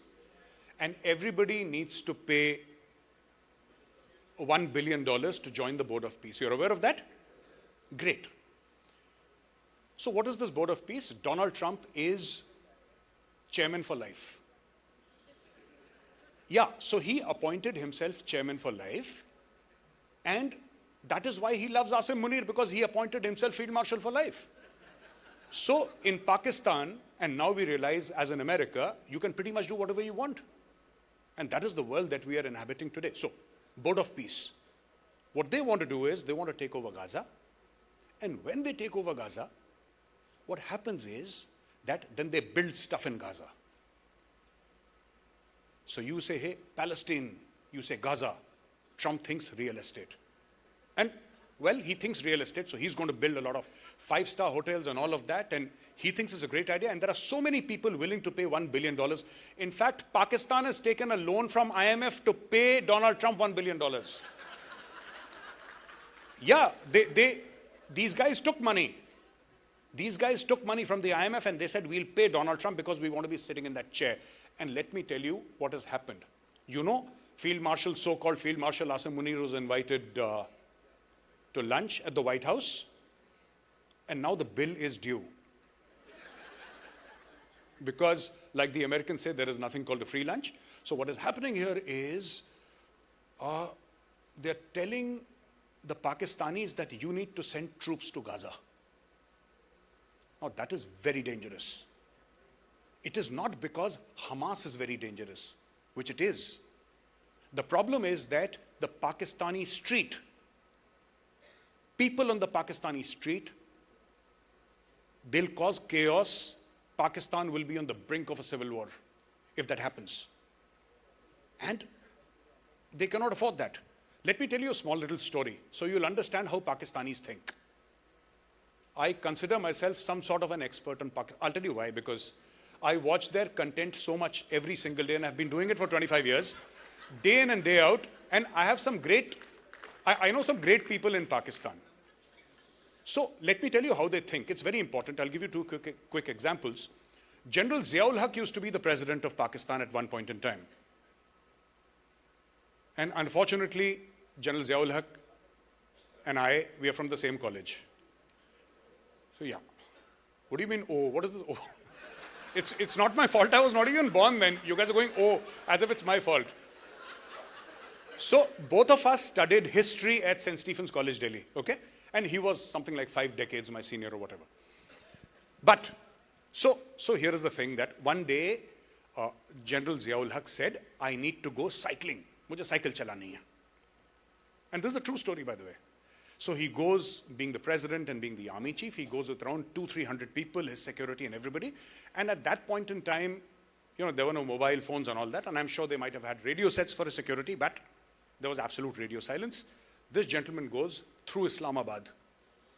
He's driving all around and he's cycling all around. And suddenly there is a rumor, a malicious rumor, and that rumor was that Israel had bombed Mecca and Medina. Totally untrue, absolutely fake news, but there was a rumor. The Pakistanis got so incensed that they attacked the American embassy in Islamabad. They burnt part of the American embassy in Islamabad. That was Ziaul Haq's way of sending a message. He wanted to send a message to the Americans that there are powers inside Pakistan that cannot be controlled. So when you look at it from that point, you know, when you understand, मैं तो उनके ना शादियों की जो मेहंदियों की रस्म है उसके गाने मुझे आते हैं. Yeah, that's how much I follow Pakistan. I'm 24/7. That's all I do. I read their content every day. I read their newspapers. I read Dawn every single day. I may not read the Times of India, but I read Pakistani newspapers because it's important to know. That is one of the first things that they teach you in the army. When you're giving a briefing to your senior officers, the first thing they teach you in the army is, you know, khabar dushman ki. So what is the information about the enemy? So this is the information about the enemy. The second thing that I want to tell you is that since he went to eat food or have lunch with Donald Trump, now that bill is due, I told you. So what's happening is that now he needs to send troops. The army chief of Pakistan needs to send troops to Gaza. And that will be the end of his regime. Because if he sends troops to Gaza, then it's like you're fighting on the side of the Yahudis. You're fighting for the Jews. There's something very interesting. The Pakistani passport says that this passport is valid for every nation on earth apart from Israel. Are you aware of this? The Pakistani passport says you can't go. So, Pakistan says that Israel and Pakistan are enemies. No Pakistani, save a handful maybe, no Pakistani has ever set foot in Israel. And no Israeli, to the best of my knowledge, has set foot in Pakistan. अब अगर ऐसी बात है तो इतनी नफरत कहां से आती है? भारत के साथ आपकी 4 जंगें हुई, अभी ऑपरेशन सिंदूर हुआ, कश्मीर देख लीजिए, पंजाब देख लीजिए. So many terror acts here in Mumbai, 26/11, right? 26/11, everything is happening here in India. So many terror attacks. They don't have the same hatred for India that they do for Israel. And there are many factors, I'll not go into that. But the fact of the matter is, they have to somehow tell President Trump that, sir, हम नहीं अपने बंदे भेज सकते वहां पे. We cannot send our troops to Gaza. Why? People say, I've spoken to people in Pakistan. Now, I don't know if this is true. I don't know if this is true. But many people in Pakistan, people from think tanks, people who are in the media very often, they say that, you know, there was Operation Herof 2 very recently when Balochistan was attacked, or various military and government institutions in Balochistan were attacked by the Baloch Liberation Army. You're aware of that? A week back? People say that the Pakistani army, the ISI, knew about this attack. They did not stop it. That is their assumption. Again, I'm saying I don't have any evidence to back up my claim, but it's somebody else's claim that I'm bringing to you. That's number one. Number two, you know, there was a blast in Islamabad, 31 dead recently. Now, there are a lot of theories going around. So what happens? They're saying that he'll try and do something in India as well. You create a situation on your eastern borders, that is India, and then you create a situation on your western borders, that is Afghanistan. And when you do all of that, then you tell Donald Trump that, sir, hum to phase hue hain yahan pe. There is no way that we can send our Fauj to Gaza to fight. And it's going to happen. And this has been predicted before. A lot of people have come on YouTube and social media platforms and said that this is going to happen in Pakistan. And it's happened in Pakistan. Many people predicted it. Now, there is this expectation in Pakistan, and I don't know why there is this expectation in Pakistan, but there is this expectation in Pakistan that since the US and India have signed a trade deal, the US should sign a similar trade deal with Pakistan. Ab inko itna confidence kahan se aata hai? I don't know. Because they said, oh, earlier when India had 50% tariffs and Pakistan had 19%, the Pakistanis were celebrating. They're saying, you know, we have lesser tariff than India and you guys are at 50 and we are at 19. I said, for you, it doesn't matter if it's 19 or 900, you guys make nothing. Right? Tariff basically import tax hota hai na? Tariff import tax hota hai. Aap kuch banate hi nahi. When you don't make anything, then the point is, you know, there is no point in saying that we have lesser tariff or more tariff, but they want a trade deal, and I'll tell you why why they're doing it. They have something called the GSP. The GSP plus is something that the European Union or the European countries have given to Pakistan, and it's very simple. आप बिना tariff के Europe में माल भेजो. बिना tariff के you can send. So zero tariff, Pakistani stuff goes to Europe. And Pakistanis make a lot of money from that. And it's okay. But you know why they are given GSP plus? Because Europe wants democracy in Pakistan. Good luck, Europe. They want democracy in Pakistan. They want the rule of law in Pakistan. They want the justice system to run well. So there is a joke. The Afghan comes at the immigration counter and the Pakistani looks at his passport and his travel document and he says, oh, you are a minister in the Afghan government. He says, yes, I am. And he says, oh, you're the minister of ports in Afghanistan. But Afghanistan is a landlocked country. How are you the minister of ports? And he says, sir, आपके यहाँ भी तो law and justice का minister है. मैंने कुछ बोला?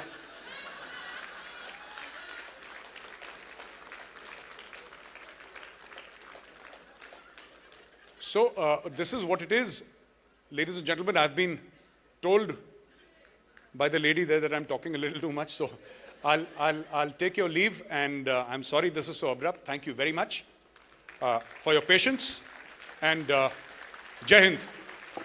I think a standing ovation would be befitting for the gentleman for the way he analyzed the entire international scenario and the way he has taken you through all the geopolitical issues with such ease and such simplicity. It is really, really amazing. Thank you, sir. Thank you very much, sir. Thank you very much for gracing this occasion. I'll take care of it. Are you leaving immediately? Okay, give me 10 minutes if you don't mind. Huh. Okay.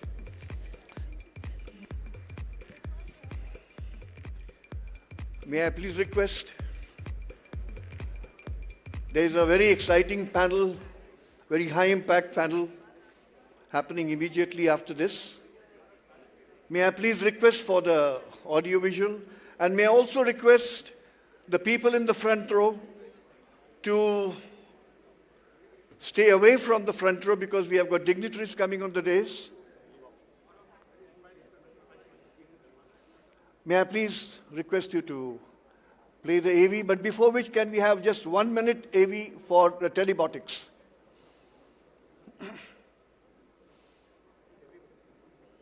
From orbit to origin, from signal to command, one name connects the system. Telebortics. India stands at the threshold of a new era. An era where the future is built not on roads painted, but above them. India stands at the threshold of a new era.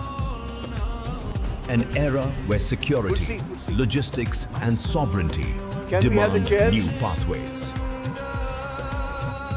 For the panel.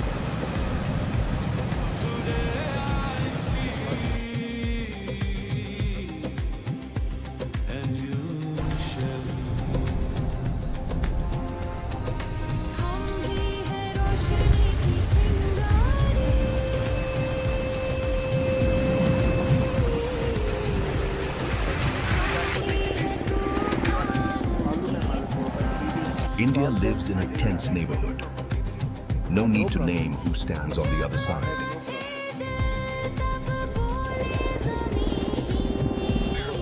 In silence, decisions are made.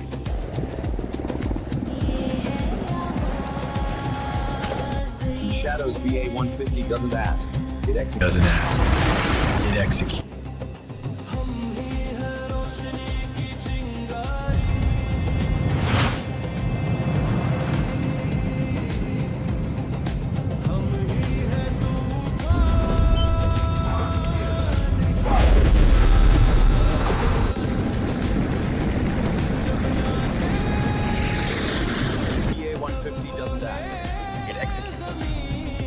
From orbit to origin, from signal to command, one name connects the system.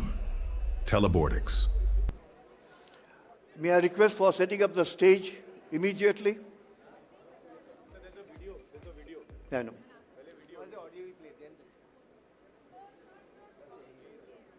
The video. Today we gather India's most visionary leaders who, through their bold decisions and strategic leadership, have reshaped the nation's future. Joining us on the panel, Mr. Sanjeev Mehta, Chairman of Hindustan Unilever for a decade. He guided its transformation into one of India's most trusted consumer goods giants. Under his leadership, HUL saw around 45% increase in net profits and became a leader in sustainability, creating products that touch the lives of over 2 billion consumers worldwide. Mr. Om Prakash Bhatt, who led the State Bank of India from 2006 to 2011. Under his leadership, SBI became a leader in digital banking, reaching over 500 million customers and was a key player in driving India's financial inclusion. General Bikram Singh led the Indian Army as its chief, overseeing more than 1.3 million soldiers, and played a critical role in shaping India's defense strategy in a rapidly changing geopolitical landscape. Jamshed Nauroji Godrej, Chairman and MD of Godrej Enterprises Group, leading its expansion into 10 diverse sectors, including home appliances, consumer durables, and industrial products.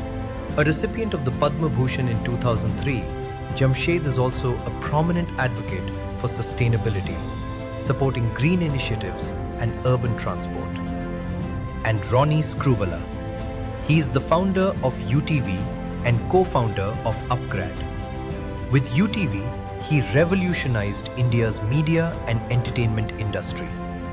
Later, through Upgrad, he built a platform that connects millions of learners to global education. And hosting the event is Dr. Habil Khurakiwala, founder chairman of Wockhardt Group, global leaders in antibiotic research.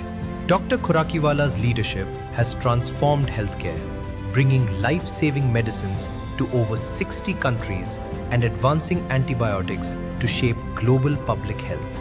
Together, these leaders embody the very spirit of innovative India, a nation that is building global competitiveness through vision, innovation, and leadership.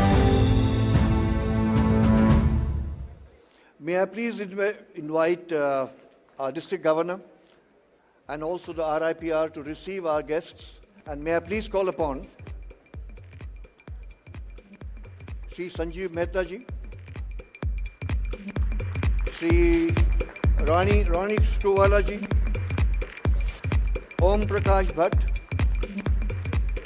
General Bikram Singh, and Jamshed ji Godrej Sahab.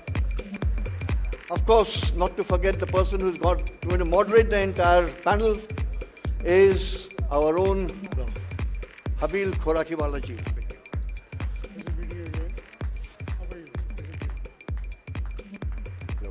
At this time, it would be most appropriate, You are in charge of Dr. Manish, it would be extremely appropriate to honor our own Rotarian who has done an extremely great job. May I please call upon Munjal Shah. Huh?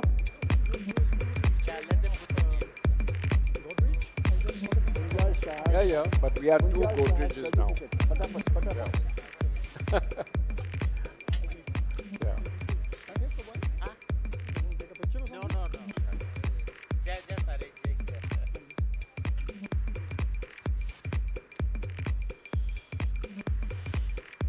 Was it in connection with a property company?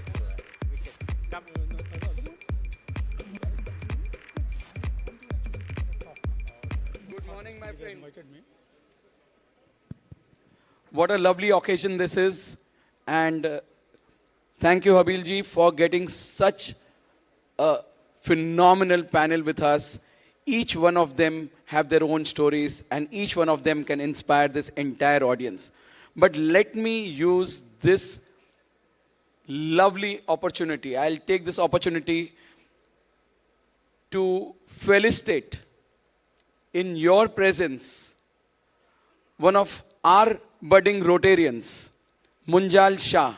Friends, you all have heard about Chandrayaan, and his company has played a very important role in the launch of Chandrayaan. So we wanted to take this opportunity to felicitate him in presence of this August gathering. May I also request our past Rotary International Director Ashok Mahajan ji to please join us. Munjal Shah, he is the son of our Rotarian Sharad V. Shah. Thank you, Munjal, for your presence here. I couldn't have found a better panel in front of whom we could felicitate you. Munjal, please join here. Friends, I would request our Rotary International Director and Rotary International President's representative, Daniel Tanase, to kindly hand over this citation to Munjal in front of this lovely August gathering. Please, sir.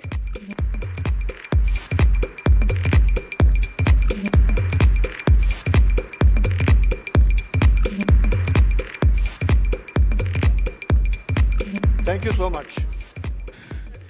And I would like to take the opportunity, Munjal, to hand over this lovely token of love from our side to you.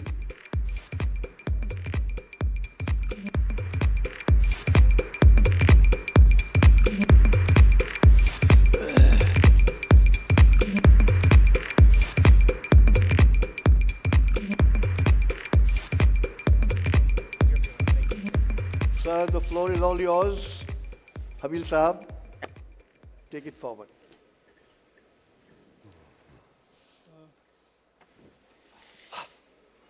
Give me a hug.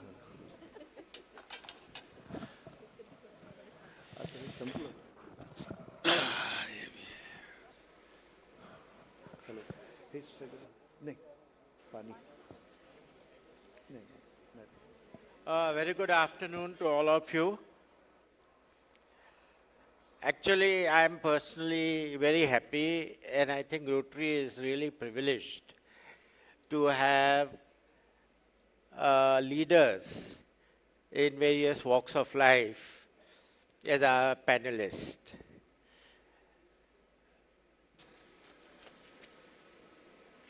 I think the subject we have selected for our panel discussion is Innovating India, Building Global Competencies. And each one of us here has an enormous contribution they've made over many years to transform their organization, think out of box, and made it a success. What we are going to discuss in conversation with all of us is their real life experience and how we have been innovating, changing, and succeeding over all many years. I'm also not only your host, but I'm also one of your panelists. So that's a kind of a small change which we are bringing. And I must thank on behalf of all of you, all our panel member, to being present and available this afternoon and share their life, knowledge, wisdom, and experience. I think India is in a very unique, sweet spot, I call it, both in terms of geopolitically, where we are there today, and the leadership of our Prime Minister, Ms. Modi, who has a long-term vision to transform India into one of the forefront of the countries, create our own space in the world, and not remain a bipolar world, and also help lift large number of people out of poverty and better life of life, and become India, as he says, in next several decades to be a developed countries. I hope definition of developed countries may not be the same what we see today. It may be a different, and the perspective of what is developed. One has to see from the perspective of what happens in next several decades.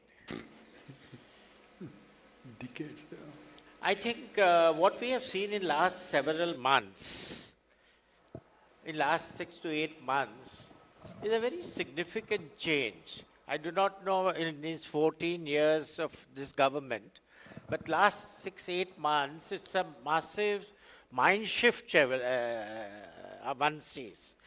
The idea of liberalization which took place in 1990s beginning is, I think one is revisiting that, is a major force of a change taking place. We have seen some of the moves in terms of various approaches the government has taken. In GST, liberal labor laws, and recently signed European and American trade deal, and with many others, I think India is opening up, becoming more competitive, and getting ready for the future. So let me just begin the panel discussion with the question I asked Jamshed, Mr. Jamshed Godrej. Your group has a very long tradition of 100 years. And to survive and grow and continue to grow and diversify as your group has been for over 100 years, it's not something, there has to something internally done. Not only it's a business success, but it is far beyond business success. So how you and your group over the century have reinvented yourself to be relevant and succeed? Thank you, Habil. I will only mention one thing that my father always used to say to everyone, not just in our family, but, to every employee. And, in Gujarati, it was Aje Navu Sukidu, which is essentially, what have you done different or new today? And that's the theme of your panel today, which is innovation. And so I think that this question that, what do we do different or what do we do new to improve lives of everyone is, I think, a very important question. And I think one of the things I've seen happening over the years is that there is innate interest with everyone to show, what they have done different and new. And we have today we have an annual Kaizen and Innovation Fest, which lasts a whole week. And essentially everybody, whether they are in the factory, workers on the shop floor, whether they are managers, people who run support functions, whoever it is, every one of them tries to show what they have done different and new. And I think that spirit is really driving the company. But I think when you talk of our history, my late uncle who founded the group, I think he studied as a lawyer. He tried to practice law. He realized very soon that it wasn't for him. And so he decided to become an entrepreneur. And from what we know, he tried many different things before, focusing on a padlock. And the interesting thing about that padlock was that there was nothing great in terms of a padlock. But the products that you could get in India in those days, over 120 years ago, was that they were all British products. They were very poor in quality. They were extremely expensive. So he took that opportunity, essentially, to say, I'll make one that's far superior. And that idea just carried on with, one after another. My father was very, very interested in machinery. And, he thought that the most complex thing that he could do in his time, which was in the 40s and 50s, was make a typewriter. In those days, all manual typewriters. Today, nobody uses a typewriter. And but the interesting thing why my father focused on the typewriter was because he had a deep interest in mechatronics, without electronics in those days. But how do you make a product like that, which has to be in tune with your own ability to type, And we used to sponsor speed typing competitions in those days. And it was interesting to see that the interaction between a human typist and the machine had to be so good. Otherwise, you would not get that feedback from the machine to be able to really win a speed typing contest. And so I think that spirit of innovation just was very high and continued. And my interest has been on sustainability for a very long time.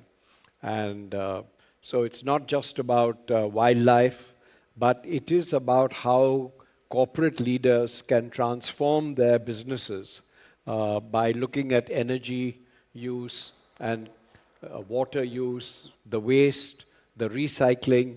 I think that is a huge opportunity for every organization. And practically every company in the world today, has done enormous amount on this. And if you see, the energy use, whether it is anywhere in the world, on a basis of turnover, energy use per turnover, etc., has come down very significantly over the years. And these, I think, all add up at the end, on how sustainability can actually transform organizations. I'll end here. Yeah, thank you very much, Jamshed. And it was quite enlightening, the experience, how the organization over 100 years moves forward. We have here a leader who managed 1.3 million people army for India, General Bikram Singh. You have been a former chief of Indian Army.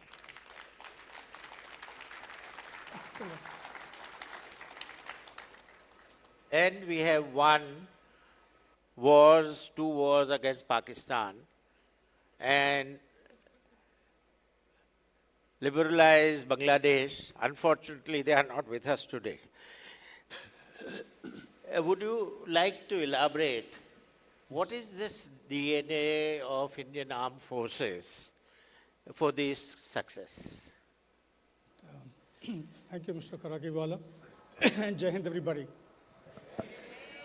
That's great. Right, my experience, what Mr. Karakiwala has asked is that it was a long journey in the Army, 42 years, starting as a second lieutenant, as a tactical, as a junior leader, rising up the ladder, going right onto the top as a chief, as a strategic leader, and leading a massive organization, an organization which over the years has emerged as the most trusted brand amongst the elements of national power. And when we talk of elements of national power, ladies and gentlemen, we have the economic, we have the diplomatic, political, informational, and we have the army as well, the military as well. They are the instruments of national power that operate together, collaborate, they synergize to be able to achieve the national goals to ensure security of the nation. Right? The DNA, when he asked, was our DNA, in very simplistic terms, I would say, the DNA of every soldier, if you ask me, frankly, is Indian, Bharat. And that is his religion. And the blood group of every soldier, trust me, ladies and gentlemen, is India positive. So that's the kind of commitment that we have to national goals, to the constitution, to the nation, and the mission that has been assigned to us. And that's one of the reasons that, Army has never let down the nation. Whenever, chips are down, whenever certain organizations are found wanting, government invariably looks over the shoulder towards the Army. And if you are summoned, Army, when I say, I'm sorry, there are colleagues from the Navy here as well. So I'll talk about military, in other words, Army, Navy, Air Force. So that is where we come in and we fulfill our obligations in earnest and to the desired levels of the government, the political leadership. Right? In the DNA is again our respect to the civil control. Why the Indian Army, vis-a-vis our neighbors on the Western Front, has been very loyal to the Constitution is on account of the fact that we are a apolitical army. We respect diversity, we are a political army, and we uphold the civil control of the army. So therefore, the political leadership as such is something we take directions from and fulfill our obligations by creating military conditions that enable the fulfillment of the political end state. Right? Now, this DNA of ours, if you ask me frankly, can be best described through the culture of our organization. Culture, ladies and gentlemen, it's an ecosystem that is created over, our ecosystem is 78 years old. Every organization has its ecosystem, its culture, which is right from the beginning, it starts off, it strengthens over time.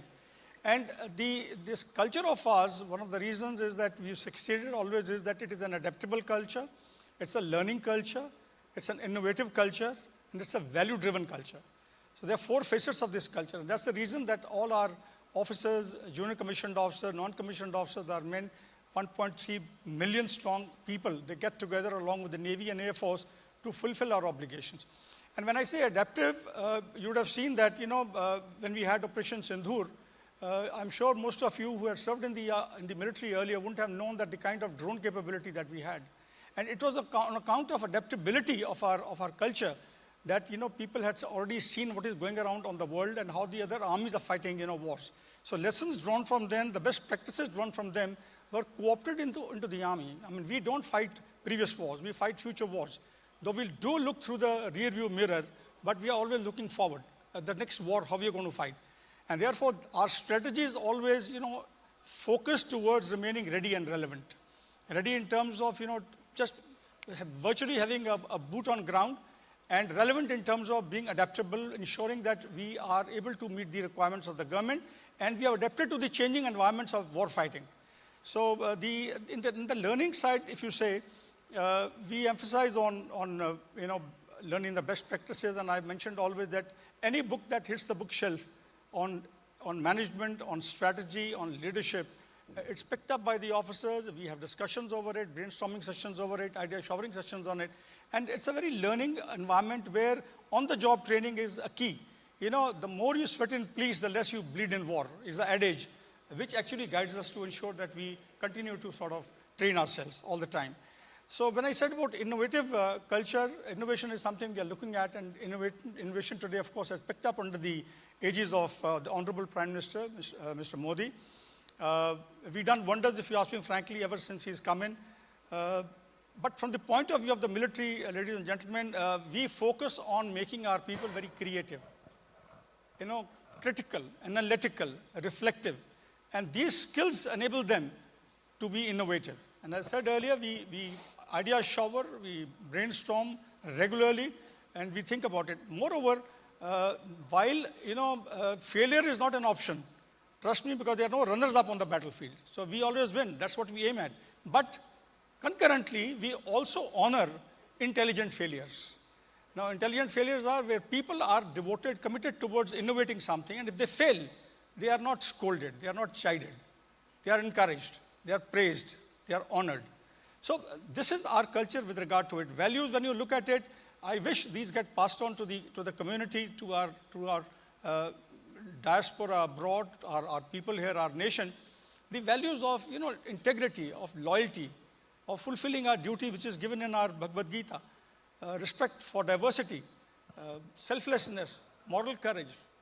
These are the values that the army functions on, and that is one of the reasons that you will find that we have a very value-based culture. Our leaders are totally focused towards the mission, and of course, along with these values that I just stated, we have certain operating tenets as well, operating principles. And after that, you can ask me a question. I'll clarify those if you want any of these things. First operating principle is that you shall always maintain the primacy of the mission. Mission is paramount. There is no question. So once a mission is given to a soldier, to an NCO, to a JCO, to an officer, he sleeps with it, he eats with it, he drinks with it, he plays with it. That's on his mind all the time. There's no way that he will not sort of succeed in that mission. And ladies and gentlemen, you in the corporate sector, I've been a director now with 3 corporate houses for the last 10, 11 years. And I understand you work on plan B. Trust me, we work from plan B to Z. That's a kind of contingency planning we do to make sure we don't fail. Because, there's an adage again we go by that even the best of plans, they do not withstand the first contact. We make the best of plans, we rehearse, but the moment we get into battle and the first bullet is fired, everything goes horrid. So that's the point where intellectual skill, agility of the leaders, we have agile leaders. Leaders who can think on their feet and, adapt to the situation and make their plans. This is what we do. So from this point of view, the other one is, of course, we are, committed to our soldiers. We never leave our colleagues behind, our fallen soldiers behind. We never accept defeat. Now, we never quit. Now, these are the values, operating principles that are given to soldiers. And ladies and gentlemen, we don't display our values on the website and for people to see, because websites are face also of various organizations. We live these values. We practice these values on a daily basis. And I'm just telling you, if these values are passed on to the corporation, to our nation as such, we'll be a better, nation today. We are amongst the best. We are at the moment pegged at 3, if you come to think of the Committee of Nations. We are doing very well. But we got to do better. We got to go ahead. If you have to go ahead, we got to have the determination. We got to have a value-driven approach, and we got to remain focused on our mission. So this is exactly what I want to say, that if the Army today is a trusted brand, it is doing well, it's on account of its culture. And culture, you must have heard of it, as Peter Drucker said. Most of you, I'm sure, have passed through the portals of various B schools. He said that, culture eats a strategy for breakfast. You heard of this? I mean, this is the importance of culture, ladies and gentlemen. This ecosystem is very important. You may have the best of strategies, but those strategies fail if you do not have a culture where there is accountability, where people are committed towards fulfilling their goals, where there is synergy, there is cohesion. That's very important, and that comes through the culture. So that's the reason he said, and I fully endorse it. In fact, I heard this, adage much later, his quote. I wrote in Business Today an article on this, that how culture is very important for any organization to succeed. So I think I'll leave it with that, and thank you, Mr. Rakib. Thank you very much, General.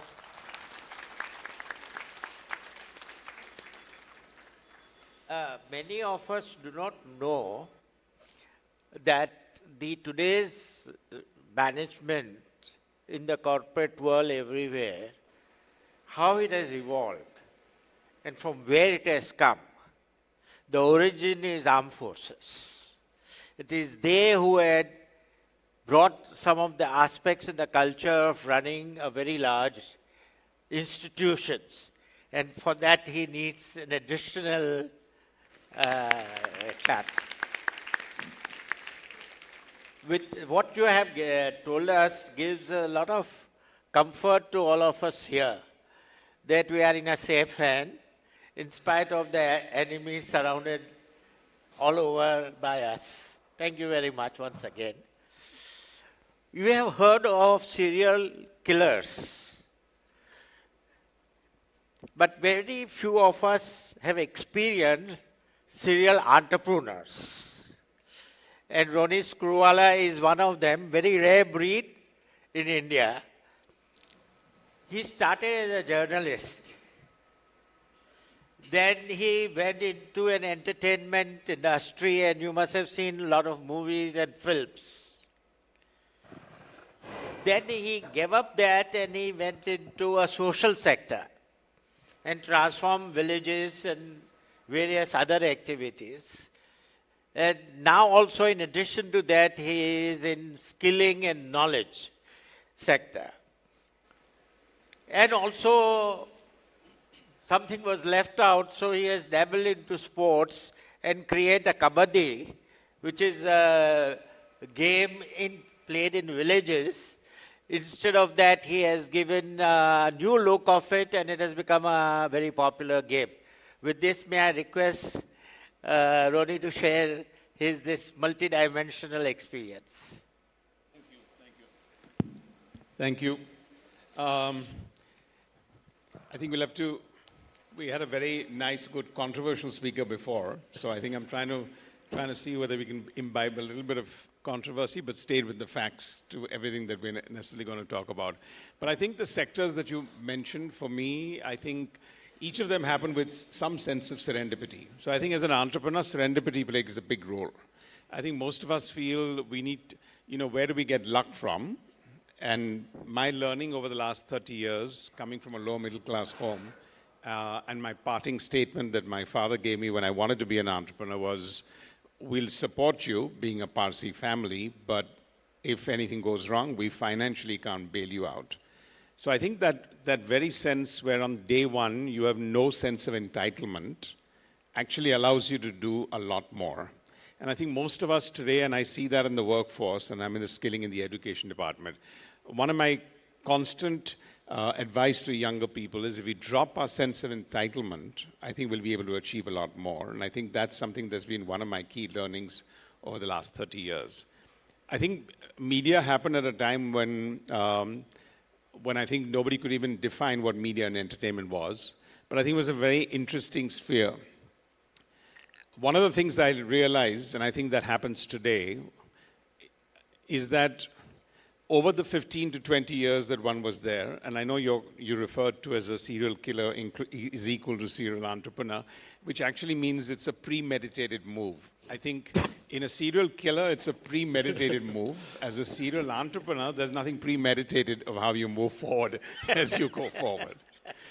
And I think that happens as you go forward. So I think when I moved out of media and entertainment, a lot of people told me you're abandoning and exiting a sector. But I think for me, the connect there was actually, we outlasted most others. And I think the other part and trait, I think, today for entrepreneurship and for startup is we don't think that long term as we should.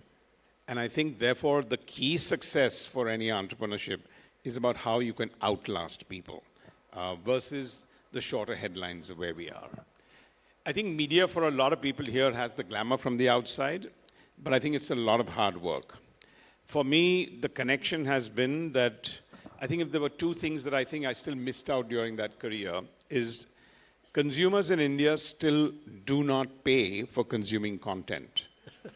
Genuinely and absolutely. I started cable TV in the 1980s and used to charge 200 rupees for a single channel when we started off.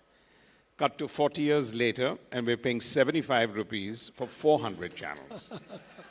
So I just want to tell you that if there was ever a concept of inflation, deflation, and a value for money, that resonates. But when you look at that, it actually allows you to understand consumer behavior in this country in a very different manner, and very different from what a Levers would look at and what a Godrej would look at, and for everyone here and the banking sector would look at here. But it gives you a very different insight of people. So I think, and today global organizations have come in here. If you see Netflix and Disney, they'll always talk about their number of subscribers. For 3 years, their market cap went up because they kept referring to subscribers, and they fell 40 million subscribers from India. And then people started realizing that the global standard is $10 for a subscription, but in India, you're not going to pay more than $1. And I think when you look at that, that actually transcribes to sort of... So I think that was the one field there. You touched upon sports, and I'd just like to end with that.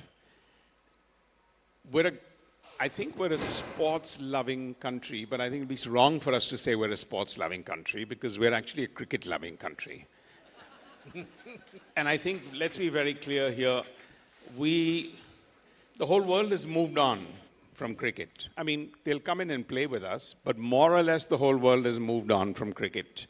And we are still there, which is why 90% of the revenue of cricket worldwide comes only if India is playing. So if you look at that as an ecosystem, and I feel very strongly that if we want to be a Viksit Bharat, we need to be a sporting country. I don't think we can just do it by being a $10 trillion economy. We need 40 gold Olympic medals, and that's when we have a different kind of a world stature. So I do believe, and I know you mentioned Kabaddi is played in the villages, and I think that's what we did. We wanted to disrupt a sport that was very massy. All we did from that perspective was put it on a mat instead of the mud in which they play in, which means every 2 minutes they get filthy and dirty, so it's not an attractive sport. Today is the largest, women watch this sport as much as men do. Cricket is a 80% men, 20% women watching sport. Kabaddi is a 40% women, 60% men. And that's because we got the males to look a little hot. But I think you were always popular with women. Yes. And that's why you created a sport. So I think my experience in the last 30 years as a serial, whatever you want to call it, is I think looking at sectors where we can disrupt. And I think that is the exciting part about Indian entrepreneurship, because every day is a new day. Thank you. Very good. Very good. I have a question for you before we go forward, because I think as part of the panel. So one of the things everyone keeps asking us in business in India is that in India we do not invest in research and development. Most people look at it from a quarter to quarter. A lot of companies look at it very differently. But we've always got this sense that we're an arbitrage economy and we don't invest in research and development. But I've always looked at the pharma sector as one that actually does spend a lot in research and development. So just wanted your views of how important and critical, and what's the mindset shift in India that needs to happen for the importance of research and development, especially when companies like yours or the sector leads R&D? Actually, it's a very unique thing which has happened in pharma industry, and not many people do recognize. Most of the Indian pharma industry is a first generation industry, unlike many other industries. So what happened when the early stages of liberalization took place? It is the pharma industry which went outside India, bought companies, built up technologies which was necessary for generic pharmaceuticals to begin with. And today in USA, for example, 2 out of 5 prescription, the medicine comes from India. And to do in such a competitive market, it's not easy. Just to understand, the earlier, if you see during the period of early 2000 onwards, last 20, 25 years, if you looked at Europe and Japan, they were far advanced in pharmaceutical. What we did, they could have easily done that. But none of them went to the US because they thought it is very difficult to get into US. Many of the Japanese companies did research, like discovering new drugs, and they are licensed out to American companies because they thought they don't know how to succeed. So if you look at it from that perspective, the ability of Indian entrepreneurs in terms of ability to take the calculated risk is of a very different order. And that is what is driving India today. And that will continue to drive India in years to come. In many areas, like when we had the pandemic, it is India. In India is one of the rare countries, I can tell you, where a billion people got vaccinated in time. And what is the outcome? Worldwide, we lost 2 million people during these 2 years of pandemic. In India, we lost 500,000 people. Actually, on a pro rata basis, no, it's a 5 million people world lost. India lost 500,000 people. On a pro rata basis, our mortality was half than the rest of the world, including the Western world. So I think we have to recognize that we can do it. The industry has shown, and today our industry spends roughly about 6 to 8%. Some company like us spends about 12% of our revenue on research. So I think from that perspective, we are making a very, very big difference in terms of driving an innovation culture in the country. Now, let me come to my friend, Mr. Sanjeev Mehta. You have led a very large global multinational companies, Unilever, for 10 years. And Unilever is a leader in India in terms of creating a management culture.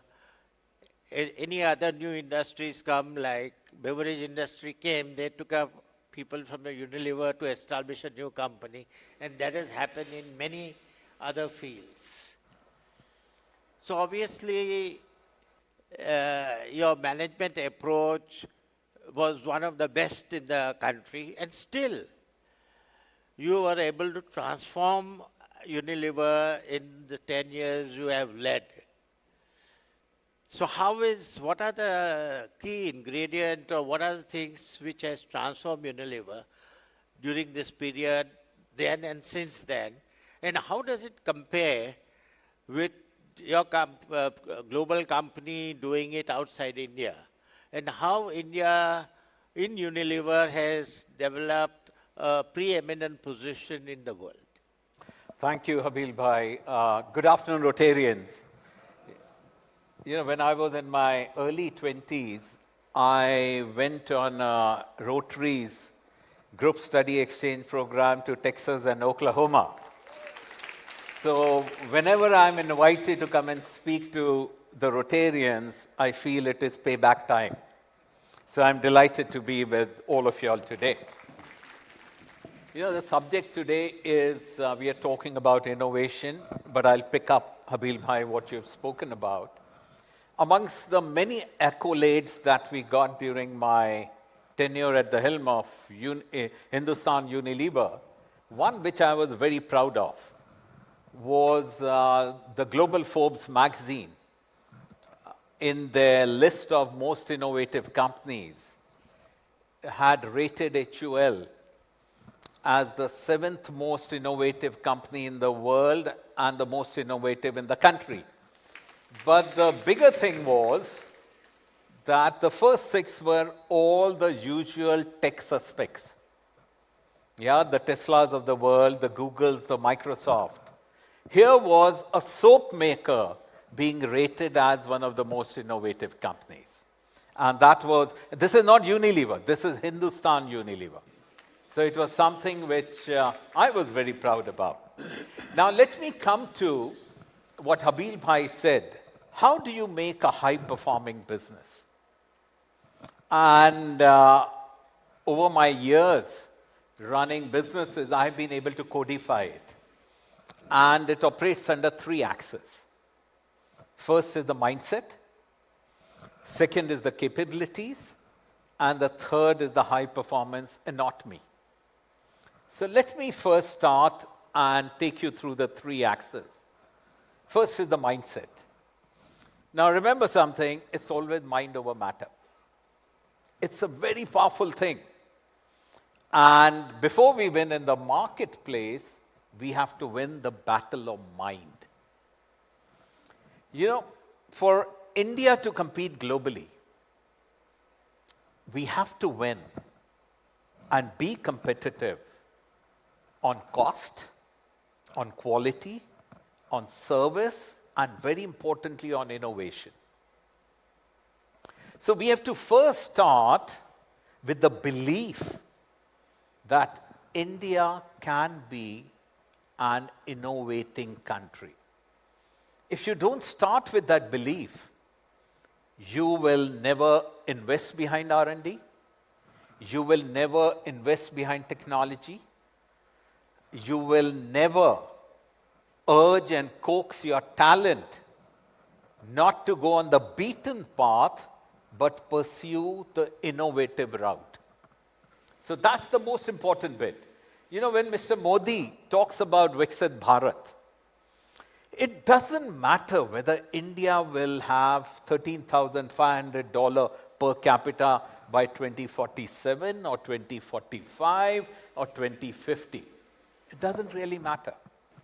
The most important thing about Viksit Bharat is the belief, the confidence that this nation can become a developed nation. You know, we must remember that the first 2 industrial revolutions, the steam engine and the internal combustion engine, bypassed us. When the Britishers gave us independence, we had no resources. The GDP of the country at today's prices was less than the market cap of the company I led. We had nothing. When we were growing up, we had an economist, Mahalanobis, who used to talk about that our population is an albatross around our neck. And today, we aspire to become a developed nation. In fact, we have been the fastest growing large economy for the last several years. So we have come a long way. But we are still not a product nation. We are still not an innovating nation. So the most important bit, ladies and gentlemen, is start believing that the route to development will be through innovation. What has got us here will not take us to the developed country stature. We need to start thinking like innovators. I'll give you something about the mindset and the national psyche. Last year I was in Japan. Japan has an aging population. And I met an entrepreneur in his 90s. And this entrepreneur had a succession problem. So now I'm into private equity, so we were looking at investing in them. And I asked this entrepreneur a very simple question. I said, you guys were destroyed and decimated during World War II. How did you become an innovating company? How did you go about destroying Detroit? What happened? So he gave me a very interesting answer. He said, in the 60s and 70s, there was an unwritten covenant between the manufacturers and the consumers. The manufacturer would charge 10% more to the consumers than the fair price. The consumers would willingly pay that 10% more to the manufacturer. But the covenant was the manufacturer will not pocket that money. They will invest behind quality and innovations. That was the national psyche. Now let me give you another example, which is Korea. You go to South Korea, and if you're sourcing intermediates or components, and if you find that the local supplier, a Korean supplier, has the requisite component and intermediate, but his price is 10% more than the Chinese, a Korean manufacturer will still go to the Korean supplier. हमारे देश में 3% के लिए we run to the Chinese. So the point that I am trying to bring is that innovation has to become a national priority. Mindset, the general spoke about it. Innovation entails risk, and risk entails failures. So we need to be willing to accept failure. But we shouldn't be failing doing the same thing. अगर fail होना ही है, तो और कुछ करते हुए fail होइए. But if we are not experimentative, if we don't believe that failure is the opposite of success, is not the opposite of success, failure is a stepping stone to success, we will never become an innovating company. If you take, say, a consumer goods business, 7 out of 10 innovations fail. And the 3 that succeed, 70% of the time, they don't succeed the first time. So there is a high risk of failure. So you have to accept that. You have to start with a mindset that we will keep experimenting, and that is when innovation happens. Now let me move to the second axis, which is capabilities. Capabilities have to be distinctive and hard to replicate. If they are not hard to replicate, you will never have a competitive edge. As a nation, there are some capabilities which we possess naturally, but to become an innovator, we have to create capabilities which we don't possess today. We talk about R&D. We spend as a nation 0.65% of our GDP. It is abysmal. It's very poor. Yeah, we have to spend more. But it's not just about the quantum of spending. Where we spend and how we spend becomes very important. And this is not just about business. Innovation impacts every aspect of life. I'll give you an example. I went to one of the new age IITs last year as a commencement speaker. Great campus. Fabulous faculty. I sat with them before the commencement started, and I asked each of the young professors, and most of them had returned after doing their PhDs from the US, that what's the kind of research work they are doing. And let me tell you, it was all cutting-edge work. From quantum physics, to space, to semiconductors, to robotics. I had a very simple question to them. How many of the innovations that you're working on have been commercialized? The answer was 0.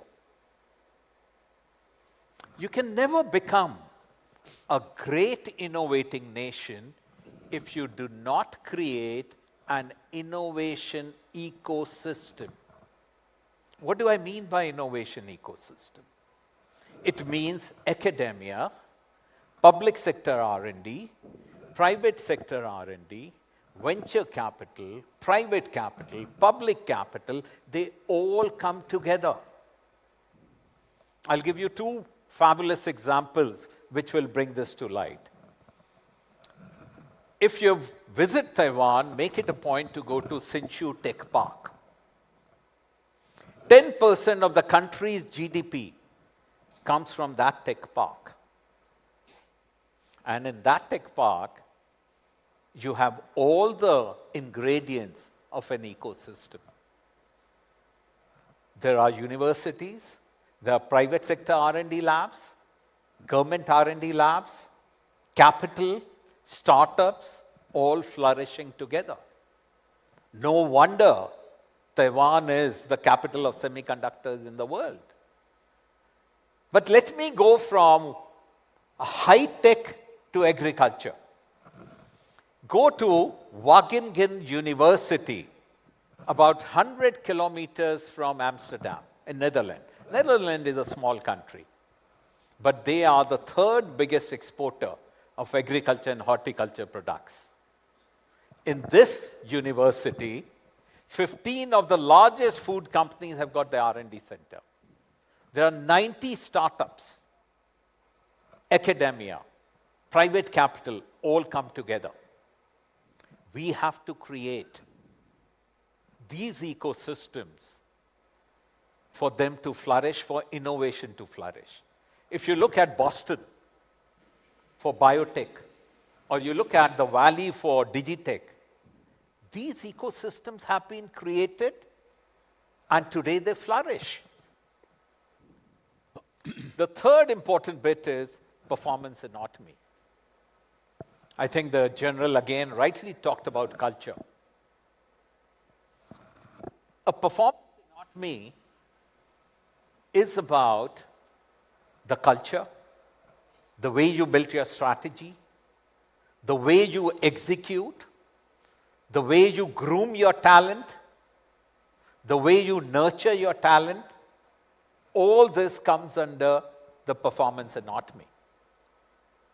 So it is about the mindset you bring in, the capabilities you build, and the performance anatomy that you have in the organization, which will together lead to, whether it's a nation state or a corporation, making it high performance.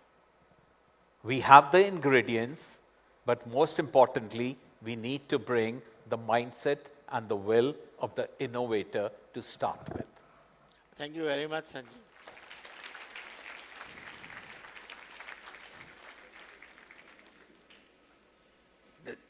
What you have demonstrated is the power of innovation and how to do that. And it's very difficult to innovate and bring changes in a government-led leadership organization.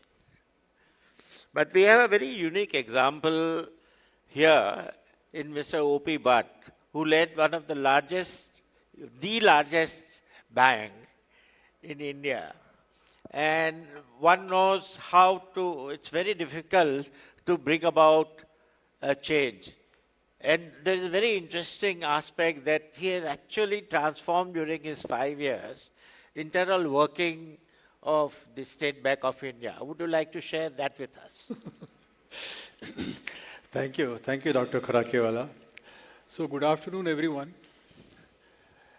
So I'm neither an MBA expert nor I'm a transformation expert, but it so happened that I got pitchforked into a situation where there was no option but to try and transform the institution. If you remember in the early 2000s, India and in fact the entire world was going into some kind of economic decline. There were issues around trade, there was issues around currency movements. Indian economy was doing bad. The Indian banking system was not doing well, and among the Indian banking system, the State Bank of India was doing the worst.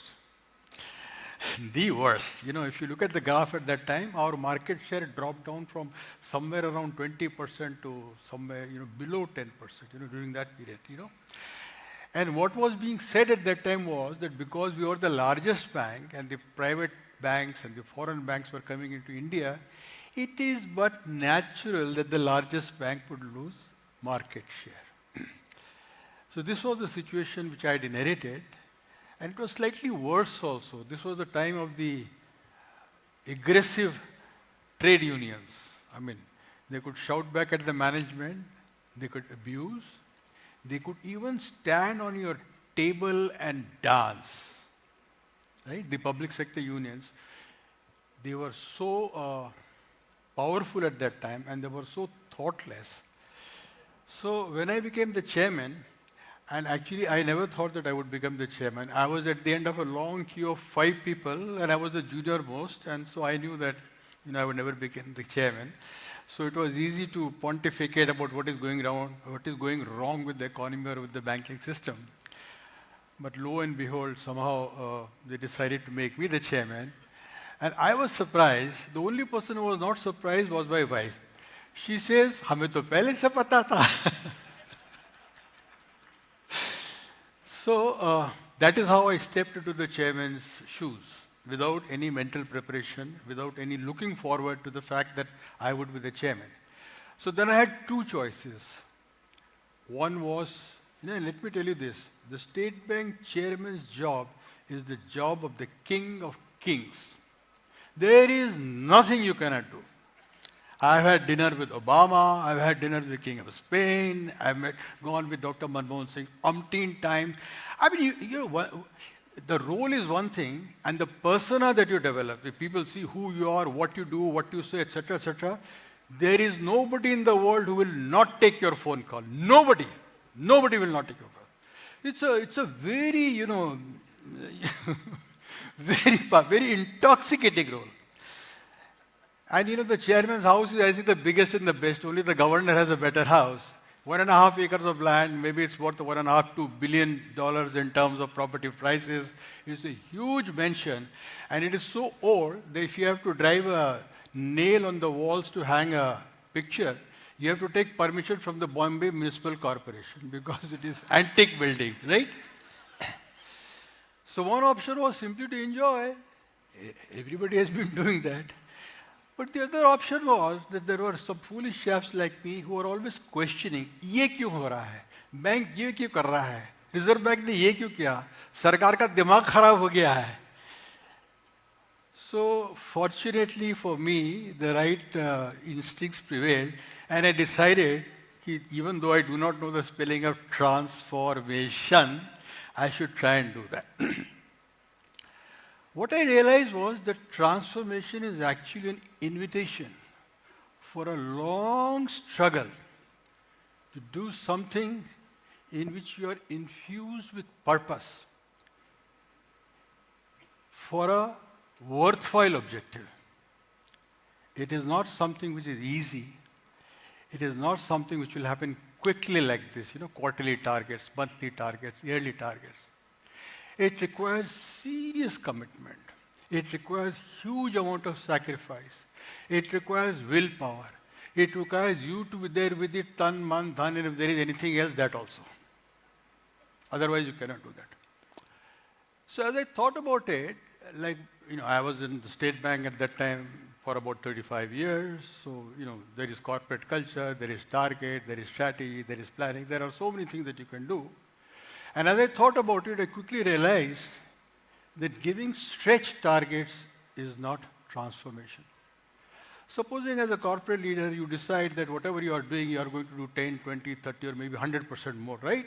You do more of ROE, there are faster approvals, there is better execution, you do more of everything. Same people, same incentives, same governance, same objectives. That is not transformation, right?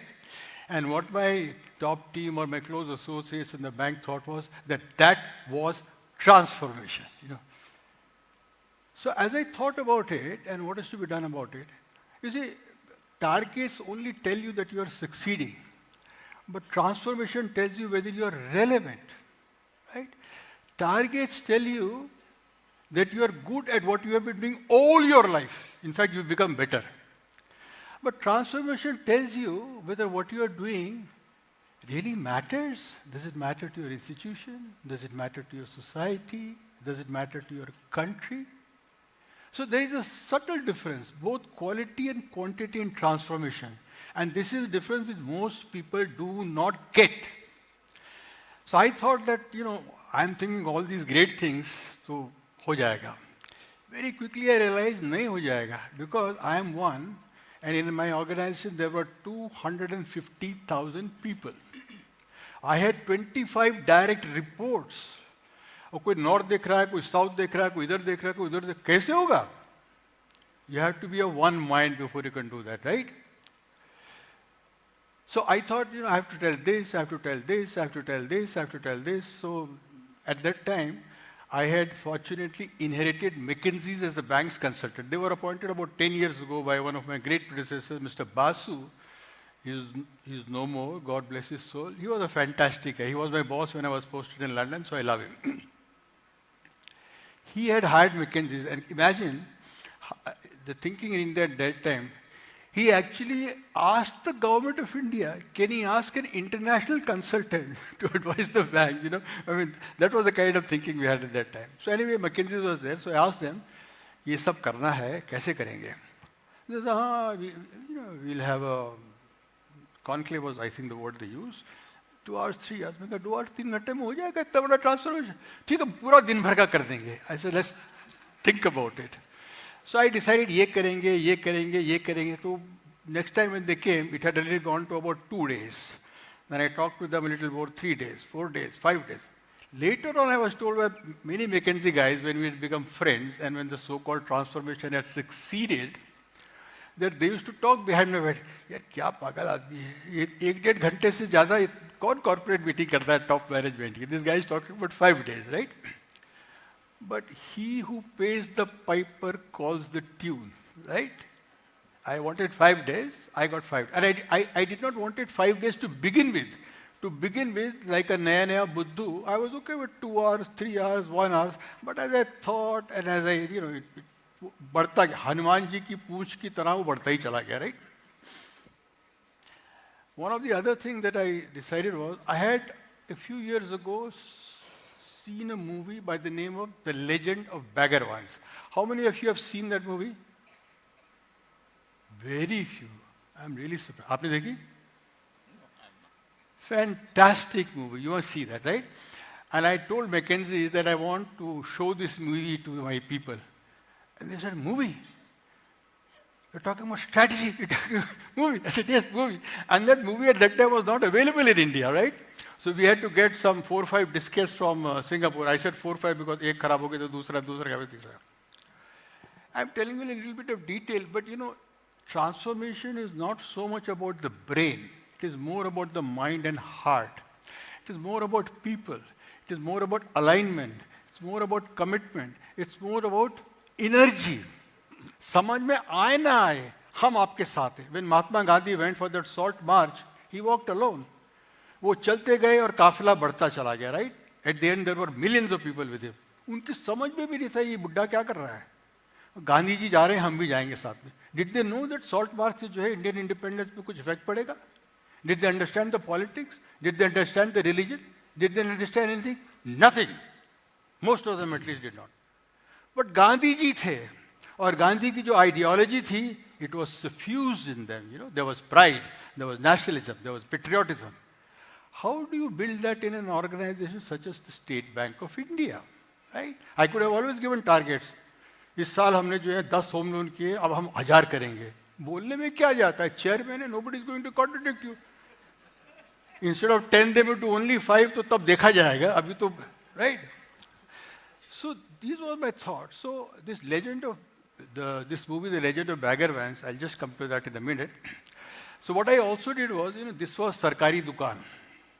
Very old, very stodgy, very conservative, in some ways backward looking. ये नहीं कर सकते, ये नहीं कर सकते, ये rule में है, ये rule में नहीं, वगैरह वगैरह. So what I did was that we hired the entire Ambi Valley for our conclave, right? And I wrote letters to all the spouses inviting them for that period of 1 week. एक दिन पहले का, एक दिन पहले बाद, 5 दिन बीच में. And I said everything on the house. तो एक दोनों मेरे को कहा कि मेरी बेटी आई हुई है या मेरा बेटा, उसको भी ले आओ. सब आ गया. State Bank of India, public sector organization, decaying, dying organization doing these kinds of things, right? और सब लोग देख रहे हैं, मिनिस्टर भी देख रहा है. The first day we started a lunch. Best imported wine. लाल भी और सफ़ेद भी. और मेरे डीएमडी वगैरह मेरे को देख रहे थे कि सरकारी टाइम पर सरकारी समय से. मैंने कहा वाइन भी सरकारी है क्योंकि सरकारी पैसे से खरीदी गई है. We had wine and then we went to see the movie The Legend of Bagger Bonds. Now let me tell you a little bit about this movie, and I'm glad that Ronnie has seen it and maybe he'll agree or disagree. If you want, you can add to it as I speak, please. It's about a golfer, Brad Pitt, right? No, kya hua? It's about a golfer. This guy had gone to the war in Vietnam, conscripted guy. और वहाँ उसने जो कुछ देखा, उसको अभी तक भी दहशत आती थी, सपनों में आते थे, पागल हो जाता था, परेशान हो जाता था, घबरा जाता था, right? His personality completely got destroyed. When he came back, he became a drunkard, he became a gambler, he became a waster, he became a loner, nothing. उसकी एक girlfriend थी. She belonged to a very rich family. They owned a hotel, etc., etc. Her father died. They went through bad times. They were in debt. काफी उनकी हालत खराब हो गई थी. And she had a brilliant idea, or so she thought. She thought अगर वो अपने टाउन में golf tournament करेंगे. Now mind you, this is America. Sports में लोग बहुत खर्चा करते हैं, बहुत कमाते भी हैं. And if there is a golf tournament there, and if she could get some of the best golfers at that time, they would make such a lot of money that she would be able to repay her father's debts. She was very proud of her father. She loved her. She liked his legacy. She did not want, just because he's gone away, his debts cannot be repaid, right? So hua, and there's a, maybe 10-15 minutes in the movie how she goes around it, etc., etc. She got the biggest golfer. One of them was Bobby Fischer, and ek do aur. The number one at that time. She got all of them. Then somebody said, "ये सब तो ठीक है, लेकिन अपने town से भी तो एक golfer होना चाहिए ना, मतलब we are getting people from outside. What about somebody from our town?" And this guy was there. क्या था उसका नाम? It was not Brad Pitt, it was Matt Damon. Matt Damon, right? So, but this guy is drunk, this, that, and the other. तो उसको बोलते हैं, he dismisses it. They try to, encourage him or entice him or lure him, patao him, nothing happens. तो वो कुछ सोचता है शाम को जो है is practicing golf. Then out of the darkness comes a black man. His name was that other actor, Bhagwan, Bagger Bonds. Will Smith. Somebody has seen the movie. Will Smith comes, right? And this fellow says that I could have hit you. Why did you come straight like that?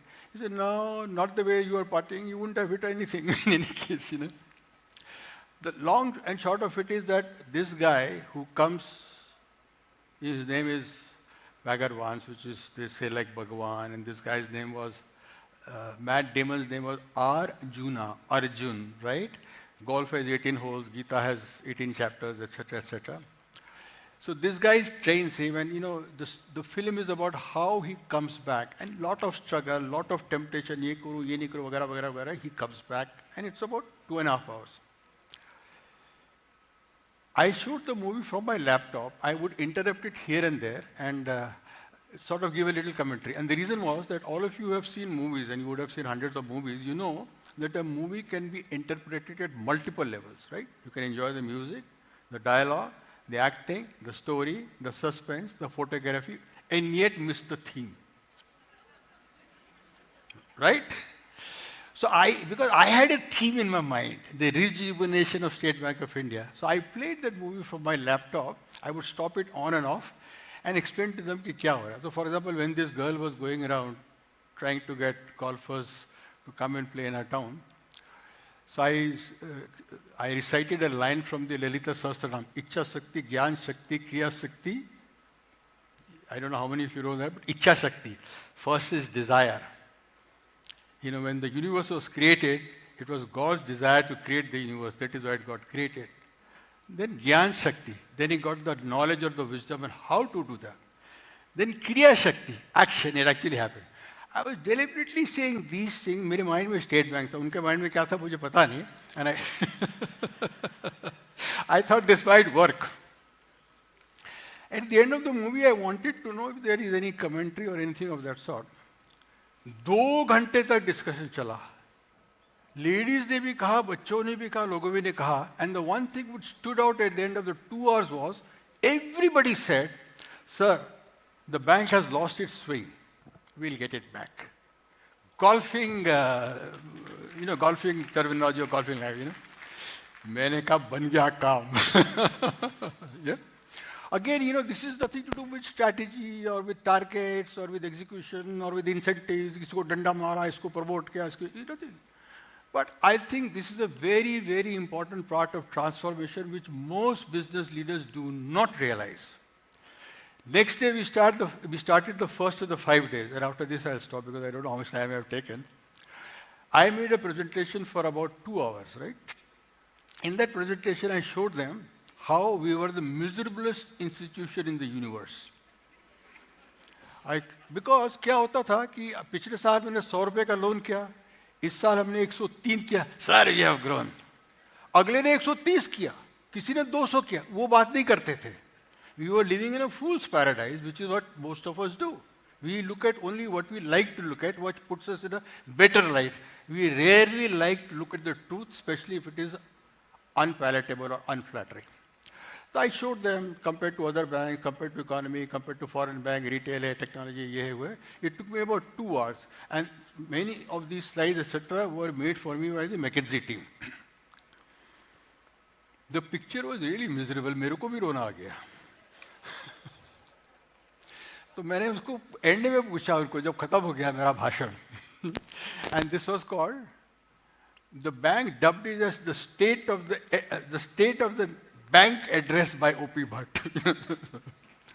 तो मैंने उनको पूछा and में, so tell me who is responsible that the bank has reached this state? तो कोई जवाब नहीं. फिर पूछा 1 मिनट, 1.5 मिनट, 2 मिनट, फिर एक कोने से आवाज आई, sir I think we are responsible. फिर दूसरे ने कहा, तीसरे ने कहा. Within a minute, everybody said, sir, we are responsible for this. Then I asked another question, and who do you think will take the bank to its well-deserved state of glory? 1 second में जवाब आया, sir, we will do it. Transformation has started.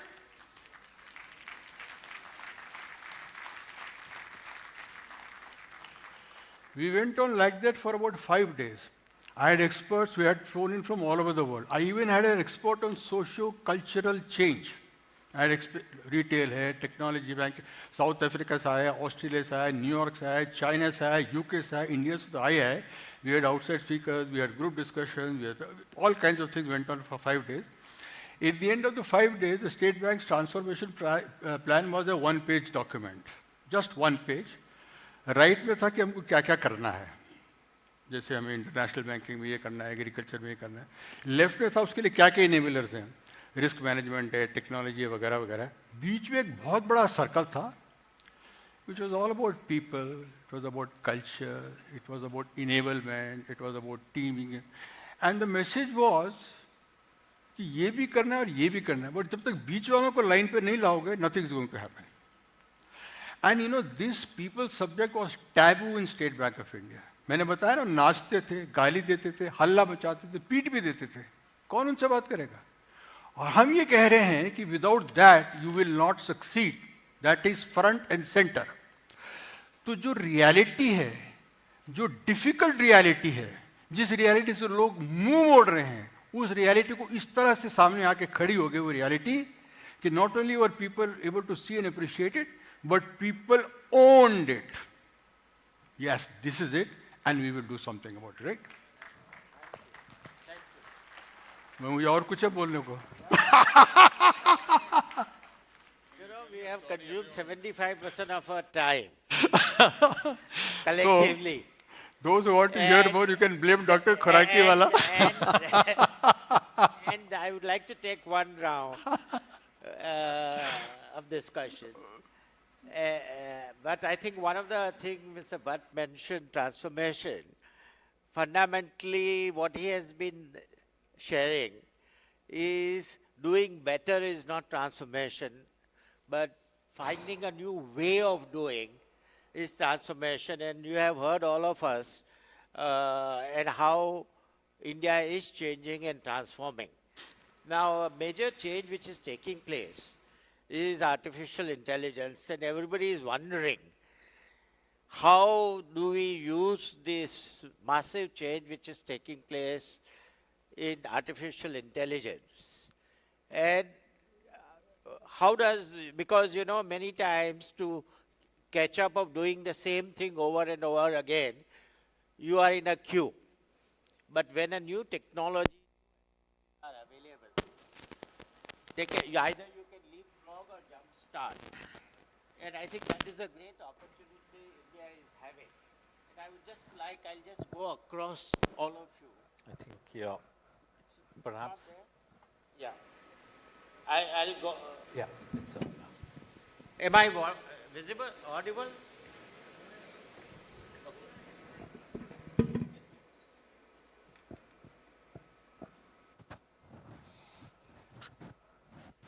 I'll use this.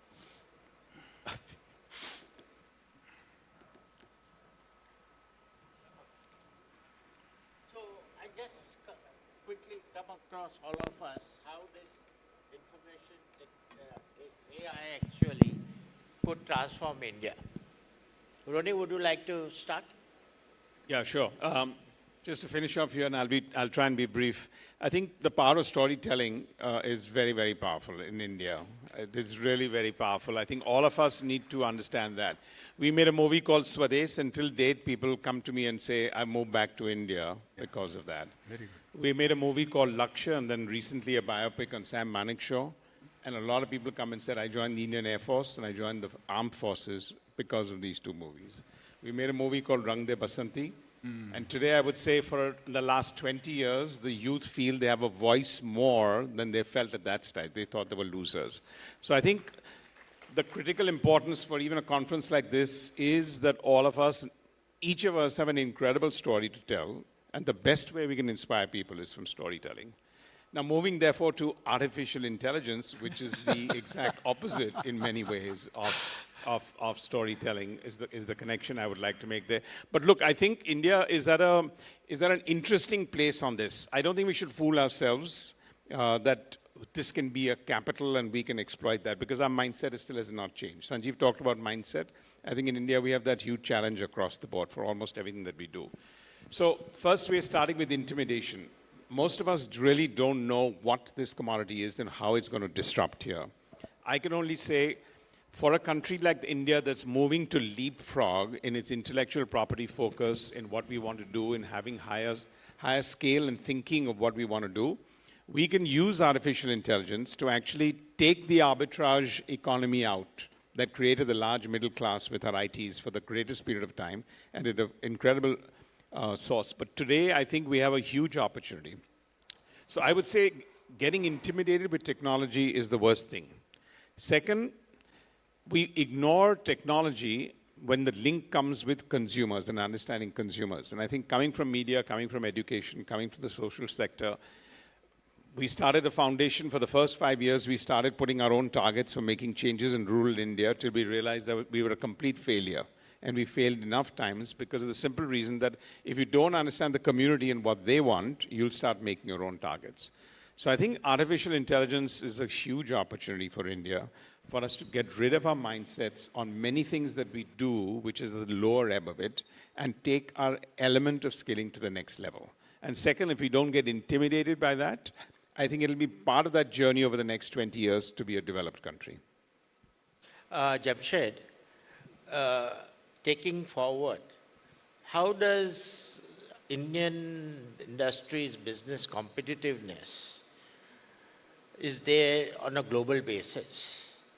And what we need to bring about change to be even more relevant and successful. Yeah, Habil, I think that's a really big question. And, I think part of our problem has been that the competitive intensity of our businesses in India has not been like China. I mean, I'm just comparing it, with China. I think what you see today in China is that the competitive intensity is so high that it has really resulted in, products which are low cost, highly innovative, highly desirable, and they're selling it all over the world.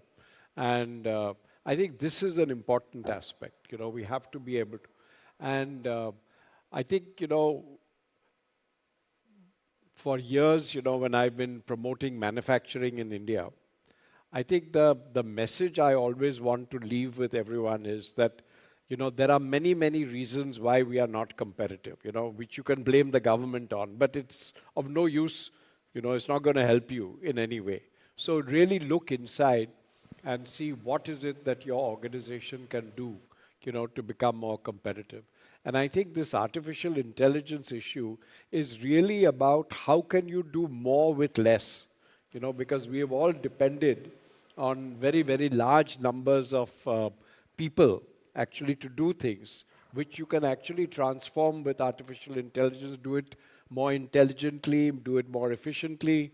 And I think that will make a big difference. But India's answer to competitiveness is, I think, we need to be more outward looking.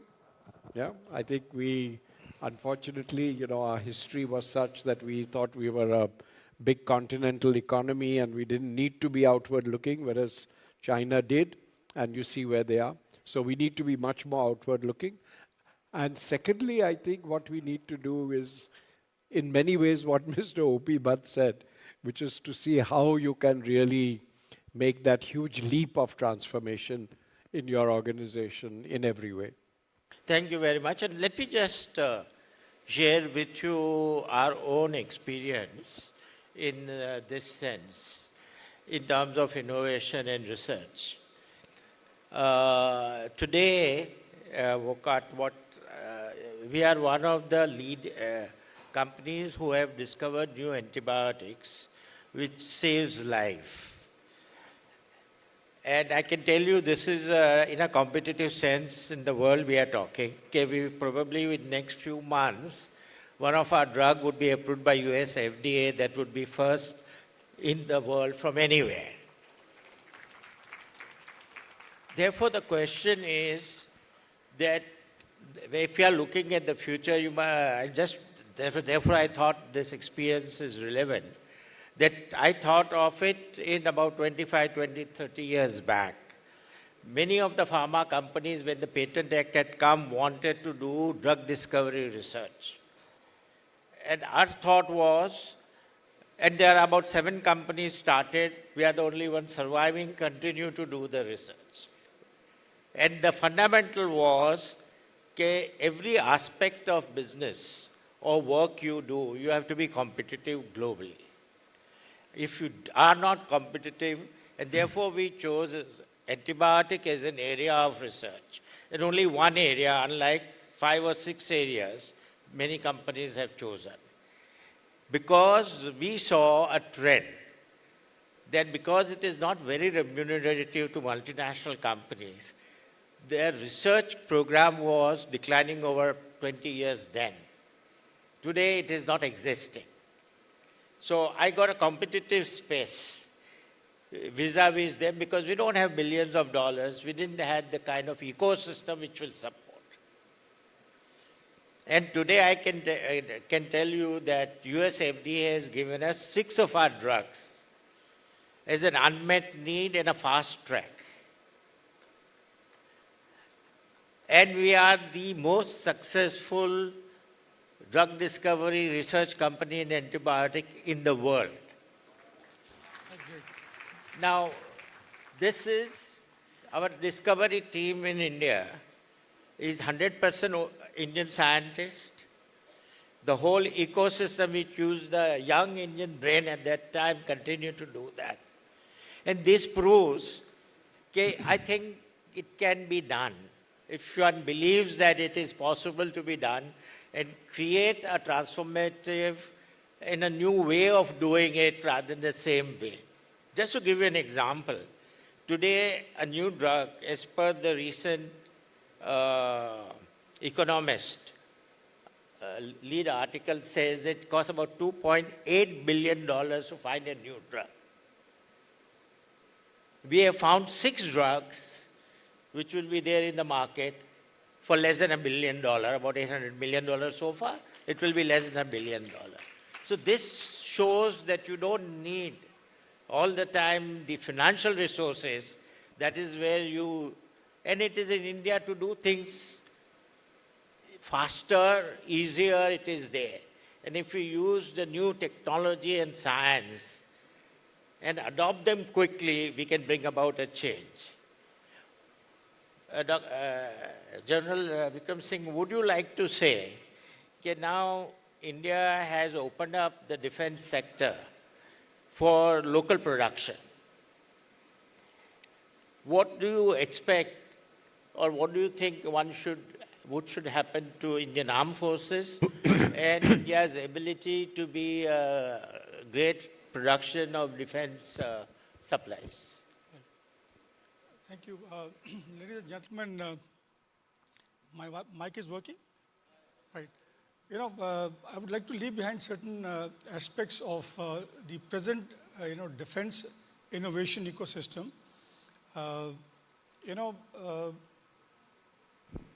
The Indian Army, and for that matter, even Navy and Air Force, have gone far ahead in this regard. And I think most of you are not aware of it. But yes, those of you who may be keen to chip in, I'll be too glad to pass on the numbers of the officers who are dealing with it at the Army headquarters, at the headquarter IDS.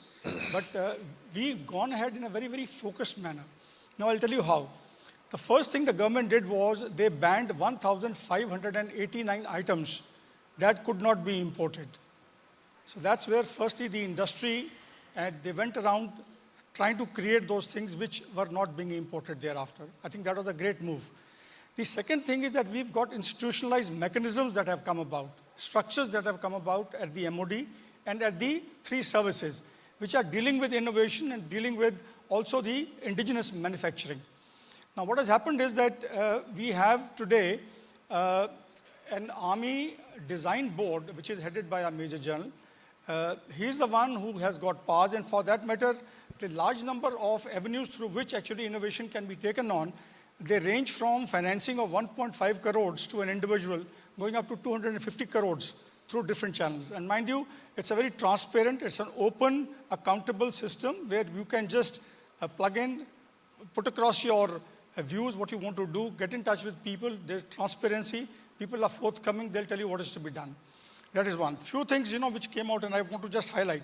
If we have to become the world's #1 innovative ecosystem, eco power, or you can say a global power, I think we need to invest a lot on research and development. Mr. Mehta touched on this. India is the country today, if we are aspiring, we are nowhere near United States. United States is putting in 3.5% of its GDP in R&D. China is putting in 2.4. We are putting in just 0.64 of our GDP. Now that's not good enough. That kind of thing, we have to look at it. And of course, I made a recommendation last month on the 31st. I was at Goa. I delivered a talk to All India Management Association, and I gave a point. I said perhaps it's time for the government to consider that perhaps like we have the CSR, 2% amount being used, perhaps 1% or something corporate could consider giving it to the government to make sure that as a nation we come up with R&D. So this is one idea I floated. I'll see that it somehow reaches the corridors of power. The next point which I want to tell you is that, we have to actually compete with the United States and China. China has overtaken in 2002, mind you, the ascendancy, the primacy of United States was there in terms of innovation. Today, out of 74, high-end technologies 66 are today with China and only 8 with the United States. Within last about 20 years, they've turned around. We also have got to take on this in a very, very focused manner. And let me tell you, sometimes if I get an opportunity to speak on this, I'll tell you what the defense is doing. We have a very, very focused approach towards this. And today, mind you, we have good about 900 startups that are working on innovations for the Indian Army. I'm just talking about the Indian Army. And this ocean of opportunities for all of you, those of you who are into corporation, you want to start off a subsidiary, go ahead with it. I mean, I can put you through to the people who deal with it, and I think you can make a lot of money in this and also contribute to nation building. Right? The other point is, of course, the point comes up, time is actually over. I know, Mr. Yeah, time is out. That's No, what know. I got Look, organizer to tell me. one thing, I have to learn the art of storytelling. I heard, because I'll tell you what, in the army, in the defense forces, when you make a presentation to a senior officer, right from your major days, you speak more than what is necessary. You're told to shut up, sit down. So, what we learn all our life, right up to the chief's level, is to put across the point of view in the shortest possible manner. So you must have seen my speech has been very pointed to the point, but I want to learn the art of storytelling because, when I go for my motivational talks to the corporation, I've got to learn this art. But I think I'll just leave this behind with you that we are on the right track. We have very strong, very robust, and very imaginative, very fertile leadership at the helm, very visionary leadership at the helm. And, if you have listened to the Honorable Prime Minister on the 15th of August, 2025, from the ramparts of Red Fort, in very short word, if you ask me frankly, he put across what India needs to do. He said we got to create a Sudarshan Chakra. Sudarshan Chakra, which was used by Lord Krishna, and it brings out as to how we, as the nation, we got to develop, we got to insulate ourselves from inimical forces trying to attack us, and yet develop the ability to reach out. And ladies and gentlemen, if India has to become a global power, in addition to the economy, which all of you are basically involved in that, India has to carry a big stick which is well oiled. And that's how, the nation will be able to move forward. Wherever we are going in for our, economic initiatives, wherever we are trying to create a footprint on the globe, through our economic might, it can only be supplemented and ensured and strengthened and consolidated if you have a strong military to back up. Because that creates a deterrence and that strengthens the ability to negotiate and influence various international players. Thank you. Thank you very much. As a general, you have also established discipline amongst us also, making your comment. I'm given to understand that we have overstayed our time. Can I get another 5 minutes from the audience? Okay, thank you. There's a gentleman in a red cap. He's moving around, showing us a placard. We have 1 more hour.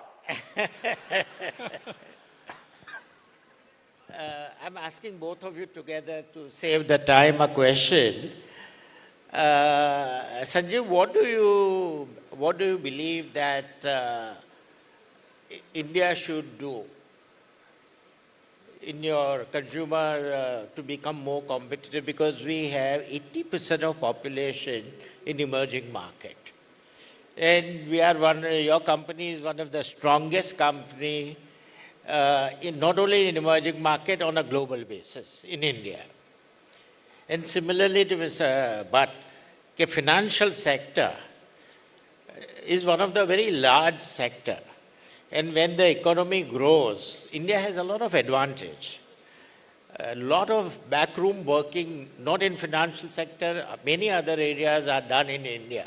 So how do we leverage this in the next few decades to be a really globally powerful and relevant? Sure. But sir, may I? Yeah, of course. Okay. So if you look at the spectrum of consumers, you are on one end at a need stage, then you move to the want stage, and then you move to the desire stage. As far as the need stage is concerned, I think it's very important for us to be the cost leaders. Yeah, because these are catering to the consumers who are coming into the categories. They do not have much money to spend. They do not look at price per gram or price per ml, but they look at price point. Here, we have to be absolutely the cost leaders in the world. And as you move up to the desire stage, we have to be the most innovative nation. Anticipate the need, meet the consumer needs, but there are a few things I would talk about which will make this come alive. Great innovation is not just meeting the unmet need, but it is also about appropriating a large part of the value chain. For instance, if you make a great app and put it on an Apple phone, इससे जो app बनाता है वो billionaire नहीं बनेगा. The market cap of Apple will go up further. So we have to be absolutely clear that we should be controlling the value chain. The other critical bit is, like the Japanese had proved to us in the 70s in the automobile industry, that you can improve the quality and reduce the cost at the same time. The normal thinking was to improve quality, you have to enhance cost. They changed the paradigm. Now I'm adding the third axis. Meet the unmet need at a lower cost with sustainable products. There's no nation in the world which owns this trifecta. If India can do it, we will become the leader in consumer goods. Thank you very much. Mr. Bhatt. Thank you. So since we are speaking in the context of AI, I'll just add to the conversation which has already taken place. I think AI will impact, it's here to stay. It's not going away. It's going to get maybe worse. At the first level, things are going to improve. Things will be cheaper, things will be faster, there'll be more things, right? Maybe you will worry about data center costs or about energy expenses, etc., etc. But overall, to the consumer, they will see much more things and they will see things faster and also cheaper. Here and there, of course, there would be glitches. How many of you have tried to get a refund from Amazon? I tried 3 times. It was always a few hundred rupees. I never got it. Kuch kehta hai, kuch kehta hai, kuch kehta hai, takes you around loop, you don't get anything. So with AI, as of present, especially when they are wrong, you cannot contest it, you cannot take them to court, you can only cry. So that is the first level where I think things will improve. The second level is at the institutional or organizational level. You see, so many people will lose their jobs. Lower end, automotive, repetitive jobs will go away. What will you do with those people? Will you upskill them? Will you help them get jobs? Will you fund them? What will you do? These are people, they've got wives, children, families, right? They need food, clothing, and shelter. Now, if as a society we think like a corporate and do nothing about that, I'm not a part of that society, right? So that is one question that is going to come up, right? At the second level will be people whose work will get augmented by AI. These will be the people who will be, in customer relationships, investment advisory, creative activities, value-added activities, intellectual activities, where because they've got AI tools and they get infused with AI, they will give far more, innovative and creative products, which will add to the wealth of mankind globally, right? So that is the best part of AI. But the third part is, and here I want you to think differently, just like we talked about transformation of State Bank of India, we want to talk about transformation of society. AI will have millions of people out of work. Nothing to do, nothing to do, nothing to do, right? No job, no nothing. How can we think creatively to build a society that AI becomes our servant and not we become at the beck of AI, beck and call of AI, right? This is a huge challenge which people are not realizing. They are talking about regulatory issues. They are talking about, about a week or 10 days ago, I heard a story where AI killed its own mentor or whatever it is. They said it is foolproof, it will not kill. So that fellow told him, Acha, let us assume you are playing a game, can you shoot me? The AI, that robo, got up and shot him dead. Right?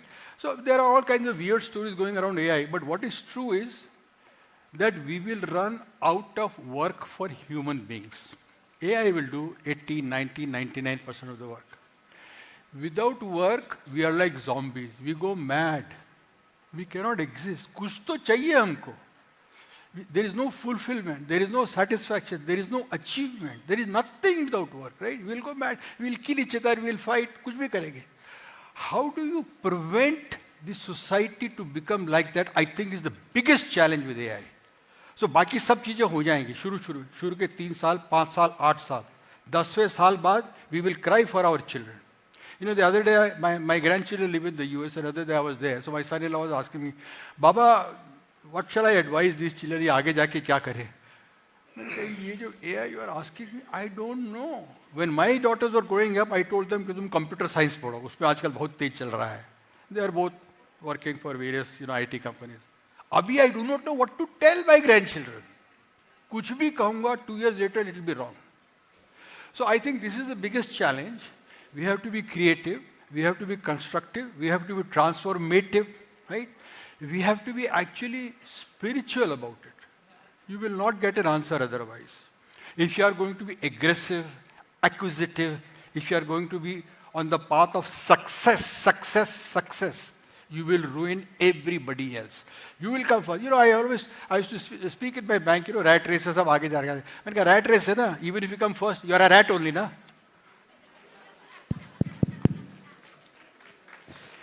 I think all good things must come to an end. And on behalf of all of you, without spending too much time on concluding and everything, because you have heard such eminent people with lots of experience and wisdom, nothing one can add to that. And I would like to thank each one of you for being here, but more importantly, sharing your wisdom, thoughts and ideas. Thank you once again. Thank you very much. Ladies and gentlemen, what you have witnessed just now Thank you, Habib. is a galaxy of thought leaders coming together in one spot. They definitely deserve a huge round of applause, and that standing too.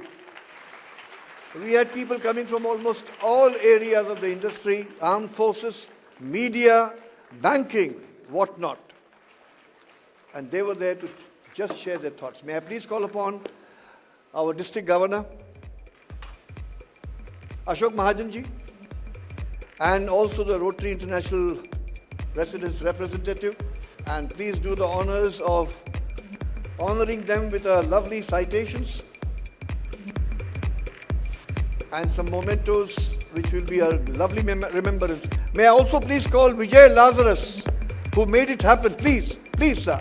Please, I insist. You made this happen. Please.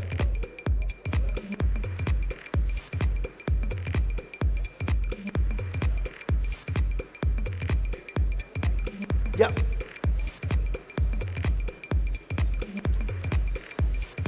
Vijay, if it's difficult.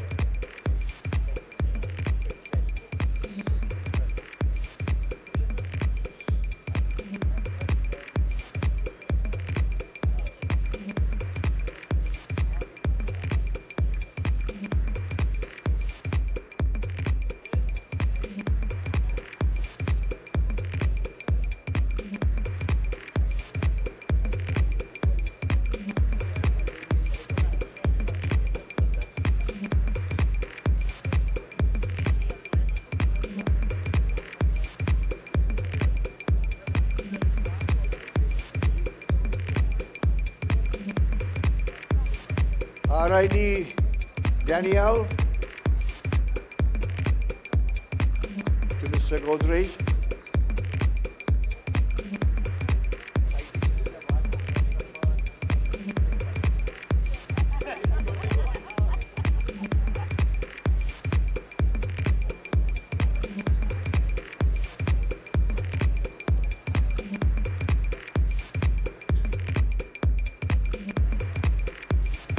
Go.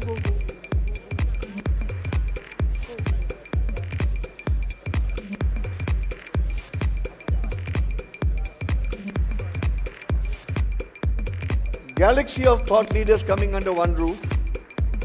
A rare sight for any district conference.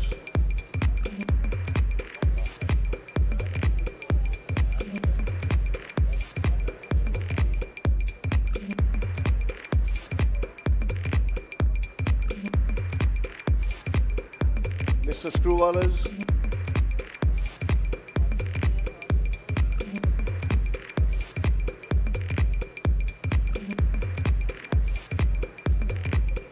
Thank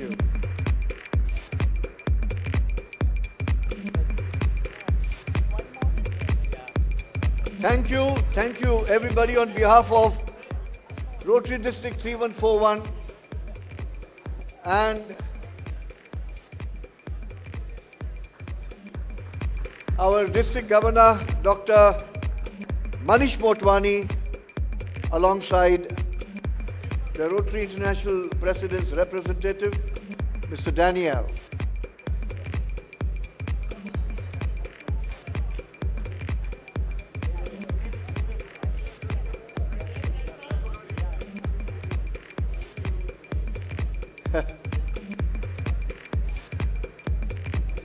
Before we break for lunch, there is a small announcement I would like to do, or rather make. There are stalls which are right behind the dining area. I urge you all to visit those stalls. And may I please call Sneha and Mamta, Kashmira to make another announcement of a program which is happening a little later. Very good afternoon. Good afternoon, everyone. मुस्कुराइए क्योंकि आप दृष्टिकोण में हैं और दृष्टिकोण के बाद भी हम मुस्कुराएंगे क्योंकि आज रात 8 बजे मुस्कुराओ गर्ल आ रही है. तो हम आज 8 बजे सेम सफायर हॉल में नया लाइव शो कर रहे हैं. So everyone please grab your tickets from the registration counter. Thank you so much. There are a few who have already booked the tickets, पर I can see कुछ बाकी है, तो अभी फटाफट अपनी tickets ले लीजिएगा. फटाफट ले लो. And guys, one more announcement for all of y'all. May I have everyone's attention, please? The Mardani girl, our cinestar, Rani Mukherjee, will be with us at 5 p.m. today. Our dear friend P.K. Gupta from Rotary Club of Mumbai North End has facilitated that. So we have to finish our sessions in time. We have to be with her. I would request each one of y'all, the ones who take the tickets for Nayab Mida, will get a picture with Rani Mukherjee. But be there, friends.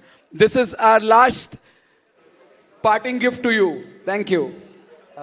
Enjoy your lunch. I know it is a little late. I can understand there are hunger pangs. All the very same, bon appetit. Thank you. We should be back by 2:40 if you don't mind. I request you to cut short your lunch by at least 15 minutes. It would be a great cooperation for us. A few exciting speakers await us.